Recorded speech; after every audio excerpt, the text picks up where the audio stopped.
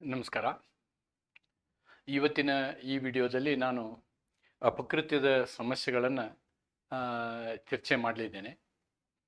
ಬಹಳ ವಿದ್ಯಾರ್ಥಿಗಳ ಬೇಡಿಕೆಯಿಂದ ನಾನು ಈ ಒಂದು ಪ್ರಯತ್ನವನ್ನು ಮಾಡ್ತಾ ಇದ್ದೇನೆ. ಒಂದನ್ನು ತಾವು ಗಮನದಲ್ಲಿಟ್ಕೋಬೇಕು. ನಾನು ಈ ಒಂದು ಸಂವಿಧಾನ ಮತ್ತು ಆಡಳಿತ ಕಾನೂನಿನಲ್ಲಿ ನಾನು ಸಾಕಷ್ಟು ವಿಡಿಯೋಗಳನ್ನು ಮಾಡಿದ್ದೀನಿ. ಆದರೆ ತಮ್ಮ ಒತ್ತಾಯದ ಮೇರೆಗೆ ನಾನು ಈ ಹಿಂದಿನ ಒಂದು ವಿಡಿಯೋಗಳಲ್ಲಿ ಕರಾರಿನ ಮೇಲಿರ್ತಕ್ಕಂತಹ ಸಮಸ್ಯೆಗಳನ್ನು ಮಾಡಿದ್ದೀನಿ ಮತ್ತು ಅದರ ಮುಂದುವರೆದ ಭಾಗವಾಗಿ ಇವತ್ತು ನಾನು ಅಪಕೃತ್ಯದ ಸಮಸ್ಯೆಗಳನ್ನು ಮಾಡ್ತಾಯಿದ್ದೀನಿ. ಈ ವರ್ಷದಲ್ಲಿ ಇದನ್ನು ಮಾತ್ರ ಮಾಡಲಿಕ್ಕೆ ನನಗೆ ಸಾಧ್ಯ, ಏಕೆಂದರೆ ನನಗೆ ನನ್ನದೇ ಆದಂತಹ ಬೇರೆ ಬೇರೆ ಆಕ್ಯುಪೈಡ್ ಕಾರ್ಯಕ್ರಮಗಳಿರೋದ್ರಿಂದ ಅದರಲ್ಲಿ ಇರ್ತಕ್ಕಂಥ ಸಮಯವನ್ನು ನಾನು ಬೇರ್ಪಡಿಸಿಕೊಂಡು ನಿಮ್ಮ ಏನು ಒಂದು ವಿನಂತಿ ಮತ್ತು ಬೇಡಿಕೆ ಇದೆ ಇದನ್ನು ಪೂರೈಸೋದಕ್ಕೋಸ್ಕರ ನಾನು ಕೊನೆಯದಾಗಿ ಟಾಟ್ಸ್ ಲಾನ ಡಿಸ್ಕಸ್ ಮಾಡ್ತೀನಿ. ಇದರ ನಂತರದ ವಿಷಯಗಳನ್ನು ಮಾಡಲಿಕ್ಕೆ ಸಮಯದ ಅಭಾವ ಇದೆ. ನನ್ನದೇ ಆದಂತಹ ಬೇರೆ ಜವಾಬ್ದಾರಿಗಳಿರೋದ್ರಿಂದ ಅದು ಆಗೋದಿಲ್ಲ ಅಂಥೇಳಿ ನಿಮಗೆ ಮೊದಲೇ ಹೇಳ್ತಾ ಇವತ್ತಿನ ಈ ಒಂದು ಅಪಕೃತ್ಯದ ಸಮಸ್ಯೆಗಳ ಚರ್ಚೆಯನ್ನು ಪ್ರಾರಂಭ ಮಾಡೋಣ. ಇಲ್ಲಿ ಒಂದು 4-5 ವರ್ಷದಿಂದ ಪರೀಕ್ಷೆಯಲ್ಲಿ ಬಂದಂತಹ ಸಮಸ್ಯೆಗಳನ್ನು ಎತ್ತಿಕೊಂಡು ನಾನು ಇಲ್ಲಿ ನಿಮಗೆ ಈ ಪ್ರಾಬ್ಲಮ್ಗಳನ್ನು ಸಾಲ್ವ್ ಮಾಡಲಿಕ್ಕೆ ಇಷ್ಟಪಡ್ತೀನಿ.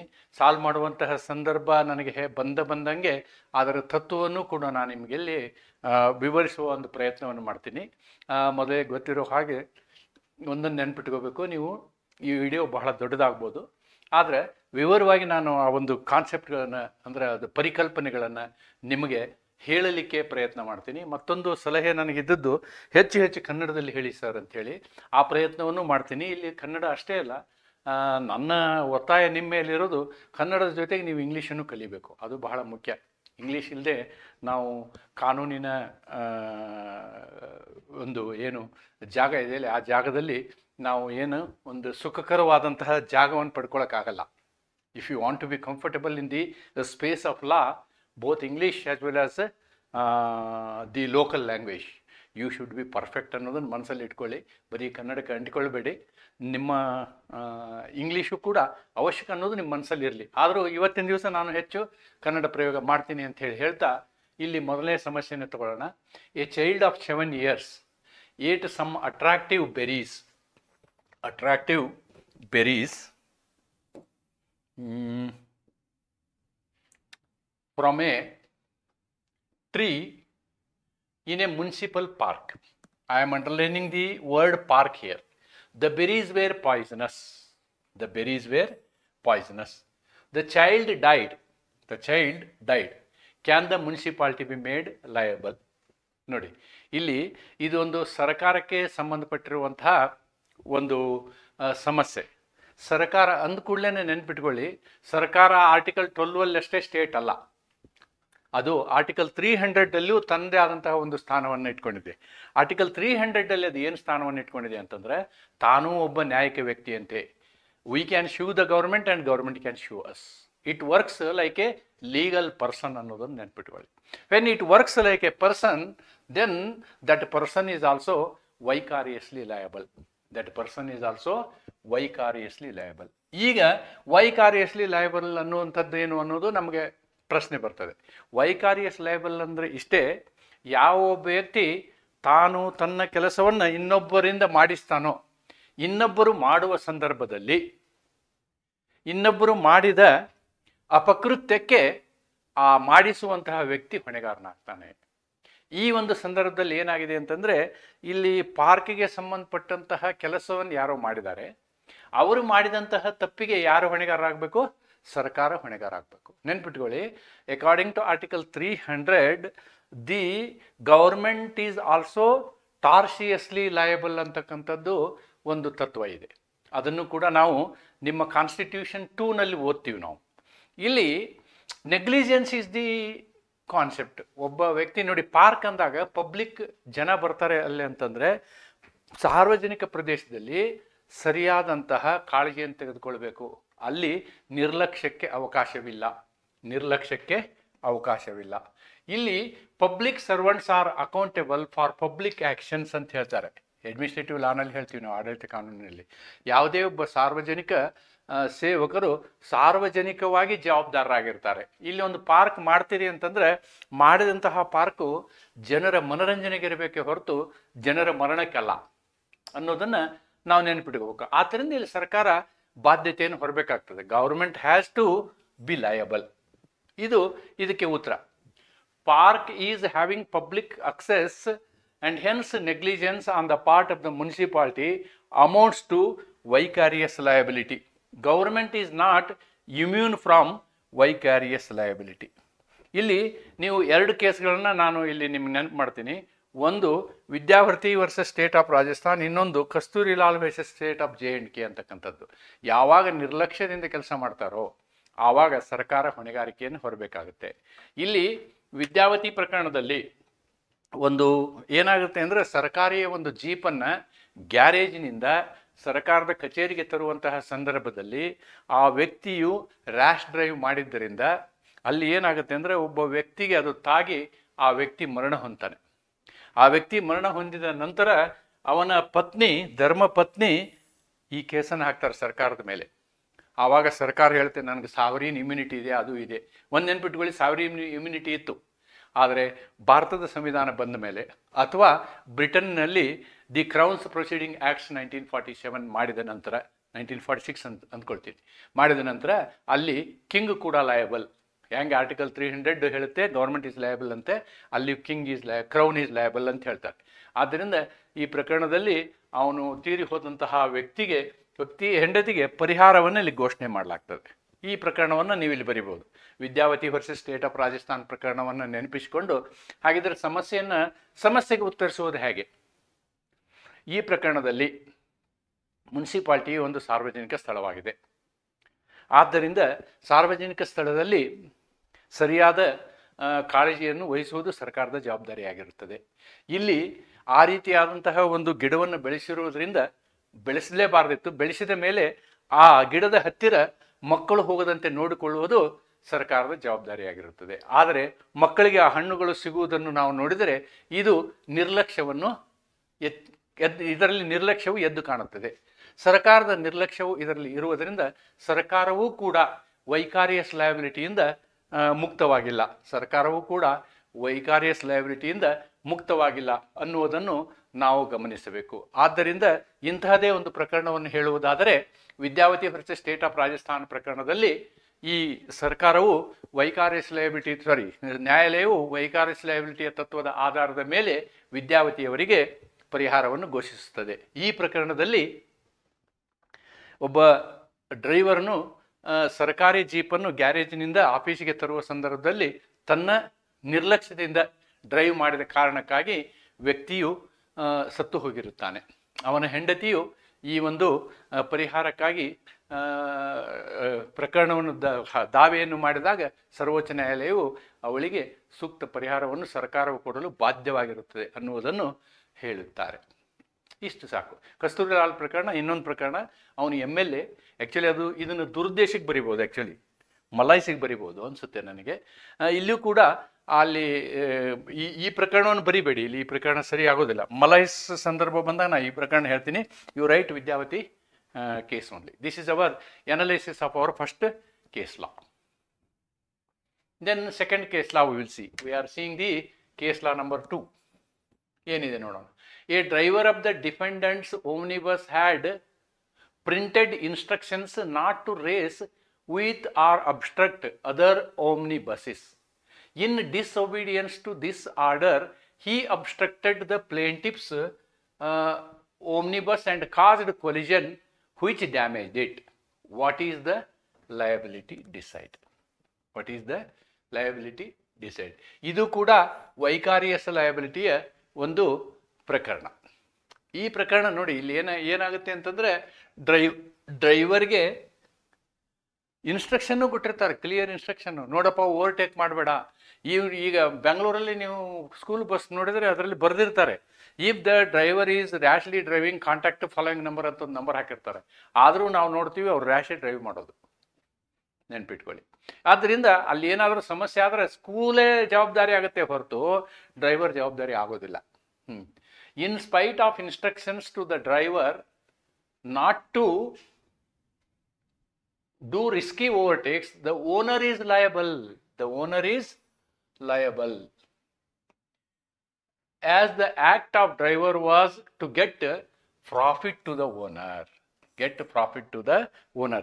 ಇಲ್ಲಿ ಏನೇ ಇರಲಿ, ಅವನು ಇನ್ಸ್ಟ್ರಕ್ಷನ್ ಯಾವುದನ್ನೇ ಕೊಡಲಿ, ಅವನು ಆ ರೀತಿ ಡ್ರೈವ್ ಮಾಡೋದರಿಂದ ಅವನೇ ಜವಾಬ್ದಾರಿ ಅಂತ. ಇಲ್ಲಿ ವೈಕ್ಯಾರಿಯಸ್ ಲಯಬಿಲಿಟಿಯ ಮತ್ತೊಂದು ಪ್ರಕರಣ ಇದು.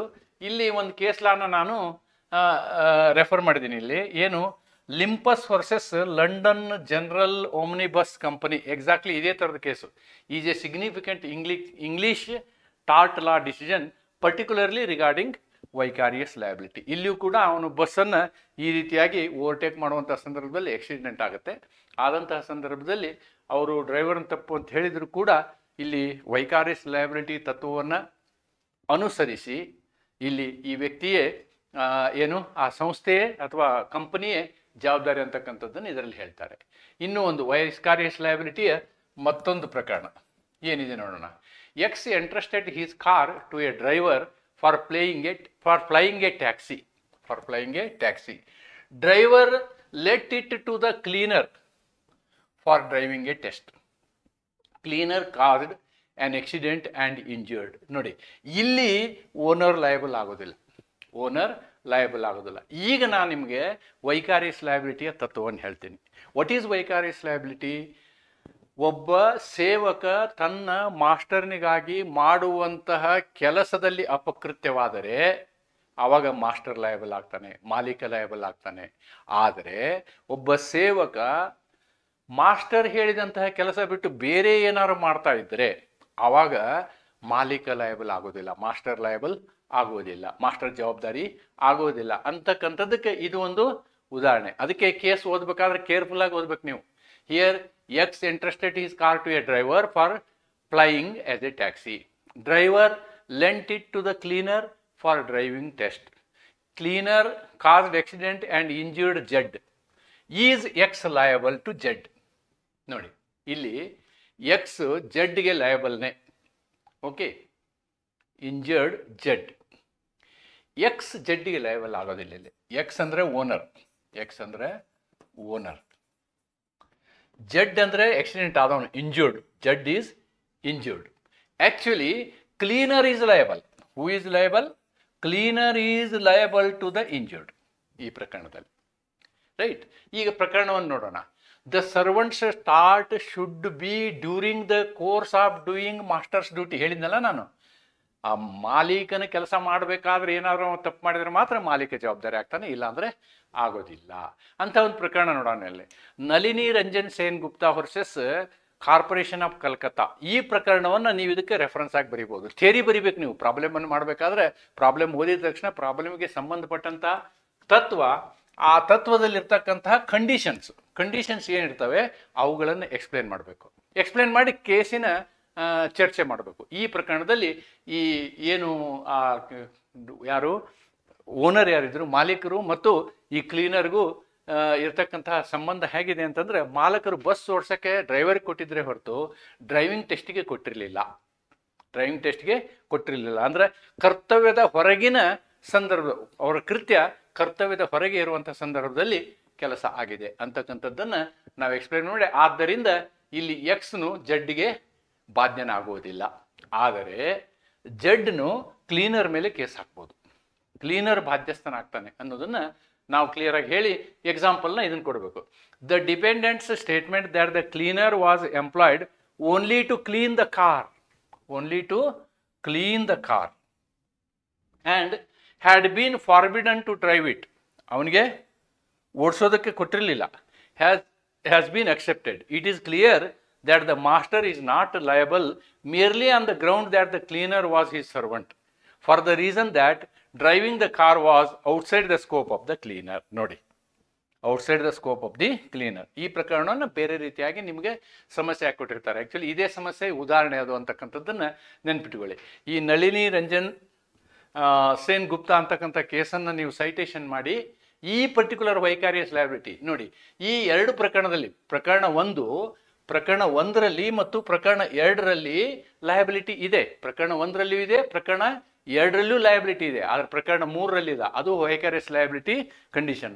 ಈ 3ಅನ್ನು ಸರಿಯಾಗಿ ಅರ್ಥ ಮಾಡ್ಕೊಂಡ್ರೆ ನಿಮ್ಗೆ ವೈಕಾರಿಯಸ್ ಲಯಬಿಲಿಟಿ ಅರ್ಥ ಆಗುತ್ತೆ. ವೈಕಾರಿಯಸ್ ಲಯಬಿಲಿಟಿ ಅಂದ್ರೆ ಇಷ್ಟೇ: ಒಬ್ಬ ಸೇವಕ ಮಾಸ್ಟರ್ನ ಅಥವಾ ಮಾಲಕನ ಕೃತ್ಯವನ್ನು ಮಾಡುವಂತಹ ಸಂದರ್ಭದಲ್ಲಿ ಅಪಕೃತ್ಯವನ್ನು ಎಸಗಿಸಿದರೆ ಮಾತ್ರ ಅವನು ಏನಾಗ್ತಾನೆ, ಮಾಲಕ ಬಾಧ್ಯನಾಗುತ್ತಾನೆ, ಪರಿಹಾರಕ್ಕೆ ಬಾಧ್ಯನಾಗುತ್ತಾನೆ. ಒಂದು ವೇಳೆ ಸೇವಕ ತಾನು ಮಾಡುವಂತಹ ಕೃತ್ಯ ಮಾಲಕ ಹೇಳಿದಂತಹ ಕೃತ್ಯದ ಹೊರಗಡೆ ಇದ್ದರೆ ಆಗ ಮಾಲಕ ಬಾಧ್ಯನಾಗುವುದಿಲ್ಲ, ಸೇವಕ ಬಾಧ್ಯನಾಗಬಹುದು. ವೈಯಕ್ತಿಕವಾಗಿ ಅವನು ಬಾಧ್ಯನಾಗಬಹುದು. That is the concept of vicarious liability ಅನ್ನೋದನ್ನು ನಾವು ನೋಡೋಣ. ಇನ್ನೂ ಒಂದು ಕೇಸ್ ಇದೆ ವೈಕಾರಿಯಸ್ ಲಯಬಿಲಿಟಿ ಮೇಲೆ. The husband of the appellant boarded a bus. He was just in the footboard. The driver attempted to overtake another stationary bus so closely that the husband got severe injuries and died. The widow claims compensation. ನೋಡಿ, ಇದು negligent driving. ಅದನ್ನು ನೋಡಿದ ತಕ್ಷಣ ಹೇಳ್ಬೋದು prima facie it is a case of vicarious liability. ಅದೇ ಪ್ರಕರಣ ಇಲ್ಲಿ ಮತ್ತೆ ಬರ್ತೀನಿ ನಾನು, Limpus versus London General Omnibus Company. ಇದು ಅದನ್ನೇ ಬರಿಬೋದು. In spite of instructions to the driver not to do risky. ಅದೇ ಸೇಮ್ ಕಂಟೆಂಟ್ ಅನ್ನು ನಾನು ಇಲ್ಲಿ ಹಾಕಿದ್ದೀನಿ. ಇದು it's only a repetition of the previous this ಅಂತ ಹೇಳಿ ನಾವು ಹೇಳ್ಬೋದು. This is problem number 4. ಅದಕ್ಕೆ ವೈಕಾರಿಯಸ್ ಲಯಬಿಲಿಟಿ ಮೇಲೆ ಈ ಪರ್ಟಿಕ್ಯುಲರ್ ಕೇಸನ್ನು ನೀವು ನೆನಪಿಟ್ಕೊಂಡ್ರೆ ಎಲ್ಲ ವೈಕಾರಿಯಸ್ ಲಯಬಿಲಿಟಿ ಪ್ರಕರಣಗಳನ್ನು ಬರಿಬೋದು. Next,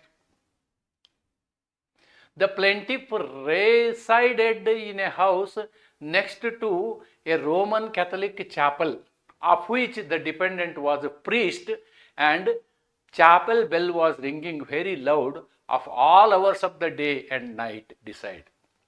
actually church of gospel ಅಂತಕ್ಕಂಥದ್ದು ಒಂದು ಪ್ರಕರಣ ಇದೆ. ನಾಯ್ಸ್ ಪೊಲ್ಯೂಷನ್ ಇವಾಗ ಏನಾಗಿದೆ ಅಂದರೆ, ಅದು ಈಗ ನೀವು ವಿಪರೀತ ಸೌಂಡ್ ಮಾಡೋದಿದ್ರೆ it is an offence as per air pollution act ಅನ್ನೋದನ್ನು ನಾವು ನೆನ್ಪಿಟ್ಕೊಳ್ಬೇಕು. ಆದರೆ ಇಲ್ಲಿ ನಾವು ಟಾರ್ಸಿಯಸ್ ವಿಷಯ ಥಿಂಕ್ ಮಾಡೋದ್ರಿಂದ ಇದು ಏನಾಗುತ್ತೆ ಅಂತಂದ್ರೆ, ಇದು ನ್ಯೂಸೆನ್ಸ್ ಆಗುತ್ತೆ, ಕಿರಿಕಿರಿ ಅಂತಾರೆ. ಖಾಸಗಿ ಕಿರಿಕಿರಿ,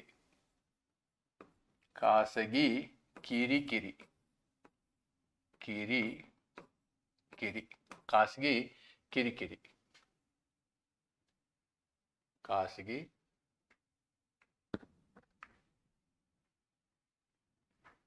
ಕಿರಿಕಿರಿ. Problem number 5. The plaintiff resided in a house. ಕನ್ನಡದಲ್ಲಿ, ವಾದಿಯು ರೋಮನ್ ಕ್ಯಾಥೋಲಿಕ್ ಚರ್ಚಿನ ಬದಿಯ ಮನೆಯಲ್ಲಿ ವಾಸಿಸುತ್ತಿದ್ದನು. ಪ್ರತಿವಾದಿಯು ಚರ್ಚಿನ ಪಾದ್ರೆ. ಆ ಚರ್ಚಿನ ಗಂಟೆಯು ಹಗಲು ರಾತ್ರಿ ಜೋರಾಗಿ ಬಾರಿಸುತ್ತಿತ್ತು ಅನ್ನೋದು ಪ್ರಕರಣ. ನೋಡಿ, ಇಲ್ಲಿ ಒಂದು ಪ್ರಕರಣ ಇದೆ. ಏನು? It is nuisance. ಇದು ನ್ಯೂಸೆನ್ಸ್ ಕಿರಿಕಿರಿಯಲ್ಲಿ ಬರುತ್ತೆ. ಟಾಟ್ ಲಾನಲ್ಲಿ ಕಿರಿಕಿರಿ ಕೂಡ ಒಂದು ಟಾಟು. ಕಿರಿಕಿರಿ ಮಾಡುವಂಥದ್ದು ಒಂದು ಟಾಟು. ಈಗ noise pollution is also A taught. ಅದಕ್ಕೆ ಖಾಸಗಿ ಕಿರಿಕಿರಿ ಅಂತ ಹೇಳಿ ನಾವು ಹೇಳ್ಬೋದು. ಯಾಕೆ ಅಂತಂದರೆ, ಇದು ನೋಡಿ, ಇಲ್ಲಿ ಪ್ರೈವೇಟ್ ಲಾ ಅನ್ನೋದಕ್ಕೆ ಯಾಕೆ ನಾ ಈ ಉದಾಹರಣೆ ಹೇಳ್ತೀನಿ ಅಂದರೆ, ಇಲ್ಲಿ ಅಕ್ಕಪಕ್ಕದವ್ರಿಗೆ ಮಾತ್ರ ತೊಂದರೆ ಆಗುತ್ತೆ, ಇದು ಬೇರೆದವ್ರಿಗೆ ಆಗಲ್ಲ. It is not for the society, it is for the neighbours only. ಆದ್ದರಿಂದ ಇಟ್ ಈಸ್ ಎ ಟಾಟ್. ನೋಡಿ, ಇಲ್ಲಿ ಸಾಲ್ಟಾವ್ ವರ್ಸಸ್ ಡಿಹೆಲ್ಡ್ ಅಂತಕ್ಕಂಥ ಪ್ರಕರಣದಲ್ಲಿ the court ruled in favour of a plaintiff Soltau, holding that the ringing of the church bell amounted to private nuisance. ಇದೇ case ನೀವು ಇದನ್ನೇ ಬರಿಬೋದು. ಇದೊಂದು ಖಾಸಗಿ ಕಿರಿಕಿರಿಯಾಗಿದ್ದು ಇದು ಅಪಕೃತ್ಯವಾಗಿರುತ್ತದೆ. ಇಲ್ಲಿ ಒಂದು ವಾಸವಿರುವಂತಹ ಪ್ರದೇಶದಲ್ಲಿ ಈ ರೀತಿಯಾದಂತಹ ಶಬ್ದ ಮಾಲಿನ್ಯವನ್ನು ಸಹಿಸಲಾಗುವುದಿಲ್ಲ. ಆದರೆ ಇದರಂತೆಯೇ ಇಂತಹ ಸಾಲ್ಟಾವ್ ವರ್ಸಸ್ ಡಿಹೆಲ್ಡ್ ನೆನ್ಪಿಟ್ಕೋಬೇಕು. ಈ ಪ್ರಕರಣ ಜಾಯಿಂಟ್ ನಾಯ್ಸ್ ಪೊಲ್ಯೂಷನ್ ಇದು ಮಾಸ್ಟರ್ ಕೇಸ್. ಇದು ಪ್ರಕರಣದಲ್ಲಿ ಇಂತಹ ಒಂದು ಸಂದರ್ಭದಲ್ಲಿ ಕಂಟಿನ್ಯೂಸ್ ಪ್ರತಿ ದಿವಸವೂ ಈ ಗಂಟೆ ಬಾರಿಸುವುದನ್ನು, ಹಗಲು ರಾತ್ರಿ ಗಂಟೆ ಬಾರಿಸುವುದನ್ನು ಇದು ಖಾಸಗಿ ಕಿರಿಕಿರಿ ಎಂದು ಈ ಪ್ರಕರಣದಲ್ಲಿ ನಿರ್ಧರಿಸಲಾಗಿದೆ. ಅಲ್ಲದೆ ಇನ್ನೂ ಚಂದ ಬರೀಬೇಕಂತ ಇಟ್ಕೊಳ್ಳಿ, ಇಂಡಿಯನ್ ಲಾ, ಭಾರತದ ಕಾನೂನಿನ ಪ್ರಕಾರ noise amounts to air pollution. ಅಂದರೆ ಇದು ಒಂದು ವಾಯು ಮಾಲಿನ್ಯವೆಂದು ಪರಿಗಣಿಸಲಾಗಿದೆ. ಚರ್ಚ್ ಆಫ್ ಗಾಸ್ಪೆಲ್ ಅಂತಕ್ಕಂಥ ಒಂದು ಕೇಸು ಬರುತ್ತೆ. ಆ ಪ್ರಕರಣದಲ್ಲಿಯೂ ಇಲ್ಲಿ ಯಾವ್ಯಾವ ಟೈಮ್ ನೀವು ನಾಯ್ಸ್ ಮಾಡಬಾರ್ದು ಅಂತಕ್ಕಂಥದ್ದನ್ನು, ಒಂದು ವೇಳೆ ಈ ರೀತಿಯಾದ ಒಂದು ಲೌಡ್ ಸ್ಪೀಕರು ಇದನ್ನೆಲ್ಲ ಮಾಡಬೇಕು ಅಂತಂದರೆ ಆ್ಯಕ್ಚುಲಿ ಪೊಲೀಸರು ಪರ್ಮಿಷನ್ ತೊಗೋಬೇಕು. That is the law. But unfortunately some places it is not strictly being followed ಅಂತಕ್ಕಂಥದ್ದನ್ನು ನಾವಿಲ್ಲಿ ಗಮನಿಸಬಹುದು. ನೆಕ್ಸ್ಟ್ ಕೇಸ್ಗೆ ಹೋಗೋಣ.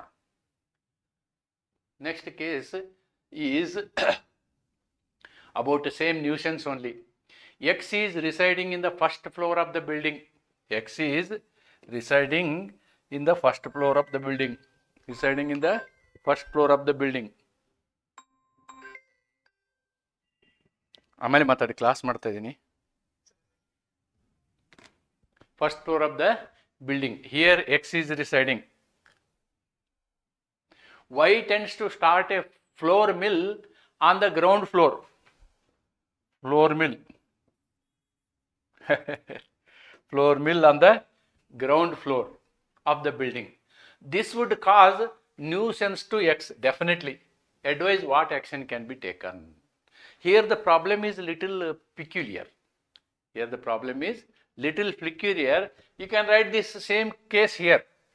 But here technically problem ಅನ್ನು ಈ ರೀತಿ ಕೊಟ್ಟಿದ್ದಾರಲ್ಲ, ಇದರಲ್ಲಿ ಕೆಲವೊಂದನ್ನು ನಾವು ಅಜ್ಯೂಮ್ ಮಾಡಬೇಕಾಗುತ್ತೆ. ಏನು ಅಜ್ಯೂಮ್? ಒಂದೇನು, ಈ ಪ್ರಕರಣ ಬರಿಬಹುದು. Court ruled in favour of the plaintiff Soltau that holding that the ringing of the church bell amounted to private nuisance. ಇಲ್ಲಿ ಹಿಟ್ಟಿನ ಮಿಲ್ ಮಾಡಿದ್ರೆ ಇನ್ನೇನು ಪ್ರೈವೇಟ್ ನ್ಯೂಷನ್ಸ್ ಆಗದೇ ಇರುತ್ತಾ? ಆಗೇ ಆಗುತ್ತೆ. ಇದನ್ನು ಬರಿಬೋದು, ಈ ಪ್ರಕರಣವನ್ನು ಬರಿಬೋದು, ಈ ಸೈಟೇಷನ್ ಮಾಡ್ಬೋದು. ಆದರೆ ಇಲ್ಲಿ ಒಂದು ನಾನು ಒಂದು ಯೋಚನೆ ಮಾಡಿದ್ದೀನಿ. ಏನಂದರೆ Indian law noise pollution amounts to, ಹಾಗಿದ್ರೆ ಹಿಟ್ಟಿನ ಗಿರಣಿ ಮಾಡಲಿಲ್ಲ ಅಂದರೆ ಹಿಟ್ಟೆಲ್ಲಿಂದ ಬರುತ್ತೆ ನಮಗೆ? That is another issue. That issue also we have to see. Therefore, here this note I have made as a very important class. ಏನು important ಇಲ್ಲಿ ಅಂದರೆ, if the person Y is owner of the building and got a valid permission, X has to vacate the house or bear the disturbance.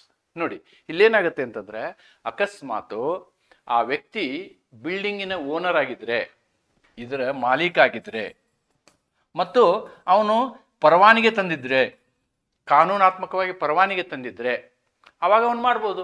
ಆವಾಗ ಇವನು ವೆಕೇಟೆ ಮಾಡಿ ಇಡೀ ಬಿಲ್ಡಿಂಗನ್ನು ನೀವು floor ಮಿಲ್ಗೆ use ಮಾಡ್ಬೋದು, floor ಮಿಲ್ಗೆ ಉಪಯೋಗ ಮಾಡ್ಬೋದು. ಸೂಕ್ತವಾದ ಕಾನೂನಾತ್ಮಕವಾದಂತಹ ಪರವಾನಿಗೆಯನ್ನು ತಂದಂತಹ ಸಂದರ್ಭದಲ್ಲಿ ಮತ್ತು ಆ ಬಿಲ್ಡಿಂಗಿಗೆ ಅವನು ಮಾಲೀಕನಾಗಿದ್ದರೆ ಪರವಾನಿಗೆ ತರಬಹುದು ಅವನು. ಅಂತಹ ಸಂದರ್ಭದಲ್ಲಿ ಇನ್ನೊಬ್ಬ ವ್ಯಕ್ತಿ ಆ ಮನೆಯನ್ನು ಖಾಲಿ ಮಾಡಬೇಕಾಗ್ತದೆ. That is the alternative. ಆದರೂ ನೀವು ಫಸ್ಟ್ ಈ ಕೇಸನ್ನು ಬರೀರಿ.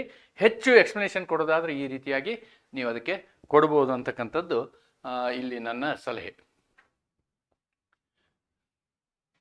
This is problem number 6. Now let us go to next problem. This problem is also about nuisance. ನೋಡಿ, the defendant, a vegetable vendor, sold only 1 kg of potato per ration book. Per ಇಲ್ಲಿ ration card ಅಂಗಡಿ ಇದು. When there was a scarcity of potatoes, queues of customers at the dependent shop extended in the highway in front of neighboring shop. ನೋಡಿ, ಇದು ration ಅಂಗಡಿಗೆ ಏನಾಗುತ್ತೆ ಅಂತಂದರೆ, huge crowd ಆಗಿಬಿಡುತ್ತೆ. ಅವನು ಪೊಟ್ಯಾಟೊ ಮಾರ್ತಿರ್ತಾನೆ, ಅಲ್ಲಿ ಪೊಟ್ಯಾಟೊ ಶಾರ್ಟೇಜ್ ಇರುತ್ತೆ, ಅದಕ್ಕೆ ಗೌರ್ಮೆಂಟಿಂದ ಪೊಟ್ಯಾಟೊ ಸಪ್ಲೈ ಆಗ್ತಿರುತ್ತೆ. ಅದಕ್ಕೆ ಪೊಟ್ಯಾಟೊ ತೊಗೊಳಕ್ಕೆ ರೇಷನ್ ಕಾರ್ಡ್ ಇಟ್ಕೊಂಡು ಜನ ಬರ್ತಾರೆ, ದೊಡ್ಡ ಕ್ಯೂ ಆಗುತ್ತೆ. Here the statute is involved. What is statute? This person is A licensed shop keeper. ಅದನ್ನ ಹೇಳಿದ್ನಲ್ಲ ನಾನು, ಆ ಹಿಂದಿನ ವಿಷಯದಲ್ಲಿ ಅವನಿಗೆ ಲೈಸೆನ್ಸ್ ಸಿಕ್ಕಿತ್ತು ಅಂತಂದರೆ, ಹಿಂದಿನ ಈ ಪ್ರಾಬ್ಲಮ್ನಲ್ಲಿ ಅವ್ನಿಗೆ ಲೈಸೆನ್ಸ್ ಸಿಕ್ಕಿತ್ತು ಅಂತಂದರೆ he is at upper hand. ಆವಾಗ ಏನು ಮಾಡೋಕ್ಕಾಗಲ್ಲ. ಇಲ್ಲಿ ಏನಾಗುತ್ತೆ ಅಂದರೆ, ಈ ಸಾಲ್ ಇದೆಯಲ್ಲ, ಕ್ಯೂ ಪಕ್ಕದ ಅಂಗಡಿ ಮುಂದೆ ಹೋಗಿ ನಿಂತು ಬಿಡುತ್ತೆ. ಪಕ್ಕದ ಅಂಗಡಿ ಅವನಿಗೆ ವ್ಯಾಪಾರಕ್ಕೆ ತೊಂದರೆ ಆಗುತ್ತೆ, ಅವನಿಗೆ ನ್ಯೂಷನ್ಸ್ ಆಗುತ್ತೆ, ಅವನು ಕೇಸ್ ಹಾಕ್ತಾನೆ. ಆವಾಗ ಏನಾಗುತ್ತೆ ಅಂತ ಇದರಲ್ಲಿ ಈ ಕೇಸ್ನ ಬರಿಬೇಕು ನಾವು. ಯಾವುದಿದು? ಡ್ವಯರ್ ವರ್ಸಸ್ ಮ್ಯಾನ್ಸ್ಫೀಲ್ಡ್ ಅಂತಕ್ಕಂತಹ ಪ್ರಕರಣ. The dependent was a licensed shopkeeper to sell vegetables and fruits. He sold potatoes during its scarcity. This was a big queue. The neighboring shopkeepers sued for nuisance. The court held that it was essential service for the public and not a nuisance. See, here the principle involved is when it comes to the question of a public service, individuals' rights are neglected. Public service, ಸಾರ್ವಜನಿಕ ಸೇವೆ, public service versus individual rights. Individual rights ಅಂದರೆ ವೈಯಕ್ತಿಕ ಹಕ್ಕುಗಳ ಪ್ರಶ್ನೆ ಮತ್ತು ಸಾರ್ವಜನಿಕ ಉದ್ದೇಶ ಬಂದಾಗ ಏನಾಗುತ್ತೆ ಅಂದರೆ ಈ ವೈಯಕ್ತಿಕ ಹಕ್ಕಿಗೆ ಈ ಸಾಮಾಜಿಕ ವ್ಯವಸ್ಥೆಯಲ್ಲಿ ಮನ್ನಣೆ ಕಡಿಮೆ, ಸಾರ್ವಜನಿಕ ಹಿತಾಸಕ್ತಿಗೆ ಮನ್ನಣೆ ಜಾಸ್ತಿ ಅನ್ನೋದು ಈ ಪ್ರಕರಣದ ಉದ್ದೇಶ. ಇಲ್ಲಿ ಸ್ಟ್ಯಾಚ್ಯೂಟ್ ಇರುತ್ತೆ, there is a law. When there is a law and law permits, thoughts become silent, thought become silent ಅಂತಕ್ಕಂಥದ್ದು ಈ ಪ್ರಕರಣದ ಅರ್ಥ. ಅಂದರೆ ಇದು ನ್ಯೂಸೆನ್ಸ್ ಇದ್ದಂತಹ ಪ್ರಕರಣ. Next, this is about defamation. This is about, next this one is about defamation. A defames B and dies before B could bring action against him. Under these circumstances, is there any remedy for B according to law? ನೋಡಿ, ನಮ್ಮ ಈ ಟಾಟ್ಗಳಲ್ಲಿ ನಾನು ಹಿಂದಿನ ಕ್ಲಾಸಲ್ಲಿ discuss ಮಾಡಿದ್ದೀನಿ ಮಾನಹಾನಿ ಅಂತಕ್ಕಂಥದ್ದು. ಈ ಮಾನಹಾನಿ ಮತ್ತು ಏನು ತಾತ್ವಿಕ ಟೀಕೆ, ಇವೆರಡು ಭಾಳ ಟ್ರಿಕ್ಕಿ ಸಬ್ಜೆಕ್ಟ್ಗಳು, ಮಾನಹಾನಿ ಮತ್ತು ತಾತ್ವಿಕ ಟೀಕೆ. ನಮ್ಮ ಪ್ರಜಾಪ್ರಭುತ್ವ ವ್ಯವಸ್ಥೆಯಲ್ಲಿ ತಾತ್ವಿಕ ಟೀಕೆಗೆ ಅವಕಾಶ ಇದೆ, ಮಾನಹಾನಿಗೆ ಅವಕಾಶವಿಲ್ಲ. ತಾತ್ವಿಕ ಟೀಕೆಗೆ ಅವಕಾಶವಿದೆ, ಮಾನಹಾನಿಗೆ ಅವಕಾಶವಿಲ್ಲ. ಇದನ್ನು ನೀವು ಇತ್ತೀಚೆಗೆ ನಡೆದಂತಹ ಬೆಳಗಾವಿಯ ವಿಧಾನ ಮಂಡಲದ ಪ್ರಕರಣಗಳನ್ನು ಗಮನಿಸಬಹುದು. ಅದು ಸಬ್ಜುಡೀಸ್, ನಾವು ಅದರ ಬಗ್ಗೆ ಮಾತಾಡೋಕೆ ಬರಲ್ಲ. ಆದರೆ ಆ ರೀತಿ ಆಗಿರೋದನ್ನು ನಾವು ಟಿ ವಿಗಳಲ್ಲಿ ನೋಡಿದ್ದೀವಿ. ನಾನು ವಿಷಯಕ್ಕೆ ಬರ್ತೀನಿ ಮತ್ತೆ. ಇದು ಒಂದು. ಎರಡನೇದೇನಾಗುತ್ತೆ ಅಂತಂದರೆ, ಮಾನಹಾನಿಯ ಪ್ರಕರಣದಲ್ಲಿ ಆ ವ್ಯಕ್ತಿ ಇರ್ತಾನಲ್ಲ, ವ್ಯಕ್ತಿಗತವಾದಂಥದ್ದು, it is personal. It will not follow to his successors. ನೆನ್ಪಿಟ್ಕೊಳ್ಳಿ, it will not follow to his successors. This is very important concept, ಅದನ್ನು ನೆನ್ಪಿಟ್ಕೋಬೇಕು. ಇಲ್ಲಿ A defames B and dies before B could bring the case. Who is A? He is actually dependent. He is actually dependent because he actually defamed. He actually defamed. But he will die. Case ಹಾಕೋದಕ್ಕಿಂತ ಮೊದಲು ಅವನು ಸತ್ತು ಹೋಗ್ತಾನೆ. So the case is gone. The case is gone. There is no case at all. ಇಲ್ಲಿ ನೋಡೋಣ. Defamation is regarded as a personal tort, ವೈಯಕ್ತಿಕ ಅಪಕೃತ್ಯ, aimed at protecting individuals reputation, ಒಬ್ಬ ವ್ಯಕ್ತಿಯ ಏನು ಮರ್ಯಾದೆಯನ್ನು ರಕ್ಷಿಸುವಂಥದ್ದು. Since it does not involve property rights or obligations. ನೋಡಿ, ಇದರಲ್ಲಿ ಆಸ್ತಿ ವಿಷಯ ಏನು ಅಡಗಿರೋದಿಲ್ಲ. That can be passed on to the heirs or estates. It typically cannot continue after the death of a defendant. ನೋಡಿ, ಯಾವ ವ್ಯಕ್ತಿ ಮೇಲೆ ನೀವು ಮಾನಹಾನಿ ಕೇಸ್ ಹಾಕಿರ್ತೀರೋ ಅವ ಸತ್ತು ಹೋದರೆ ಆ ಕೇಸು ಮುಂದುವರಿಯೋದಿಲ್ಲ, ಆ ಕೇಸು ಮುಂದುವರಿಯೋದಿಲ್ಲ. ಇಲ್ಲಿ ಹೇಳ್ತಾರೆ, actio personalis moritur cum persona. A personal action dies with the person. A personal action dies with the person. ಒಬ್ಬ ವ್ಯಕ್ತಿಯ ವೈಯಕ್ತಿಕ ಪ್ರಕ್ರಿಯೆಗಳು ಅವನ ವ್ಯಕ್ತಿತ್ವದೊಂದಿಗೆ ಸತ್ತು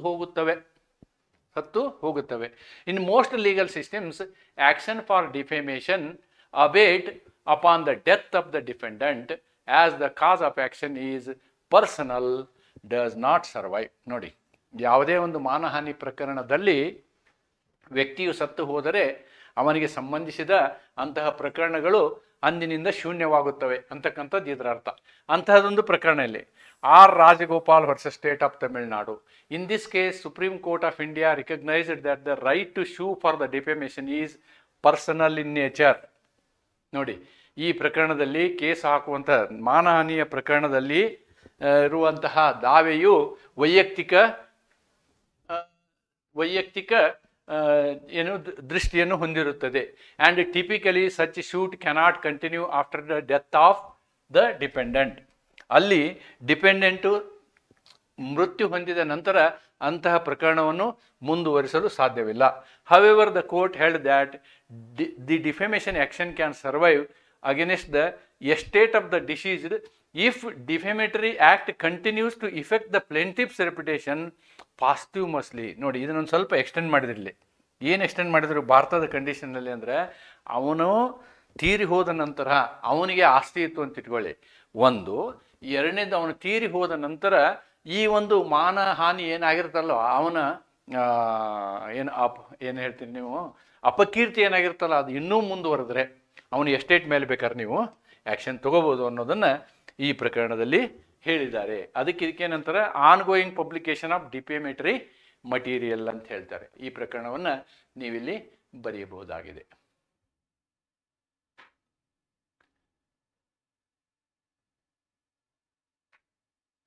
Next, case number 9. A lady underwent a tubectomy operation at the government hospital in Tumkur. She later developed serious complications due to operation which reduced her condition of a physically invalid person. The lady filed a case of compensation against the government decided. ನೋಡಿ, ಇಲ್ಲಿ it is A medical responsibility, medical negligence ಅಂತಾರೆ ಇದಕ್ಕೆ. ಏನು medical ವೈದ್ಯಕೀಯ ನಿರ್ಲಕ್ಷ್ಯ.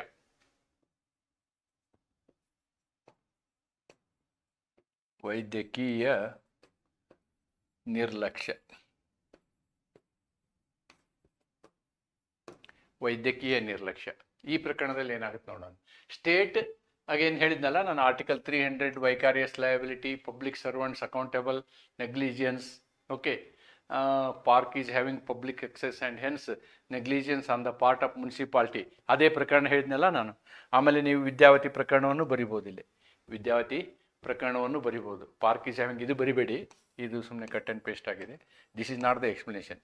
ಇಲ್ಲಿ ಸರ್ಕಾರದ negligence ಇರೋದರಿಂದ ಏನಾಗುತ್ತೆ, ಇಲ್ಲಿ ಪರಿಹಾರವನ್ನು ಸರ್ಕಾರವು ಕೊಡಲೇಬೇಕಾಗತ್ತೆ.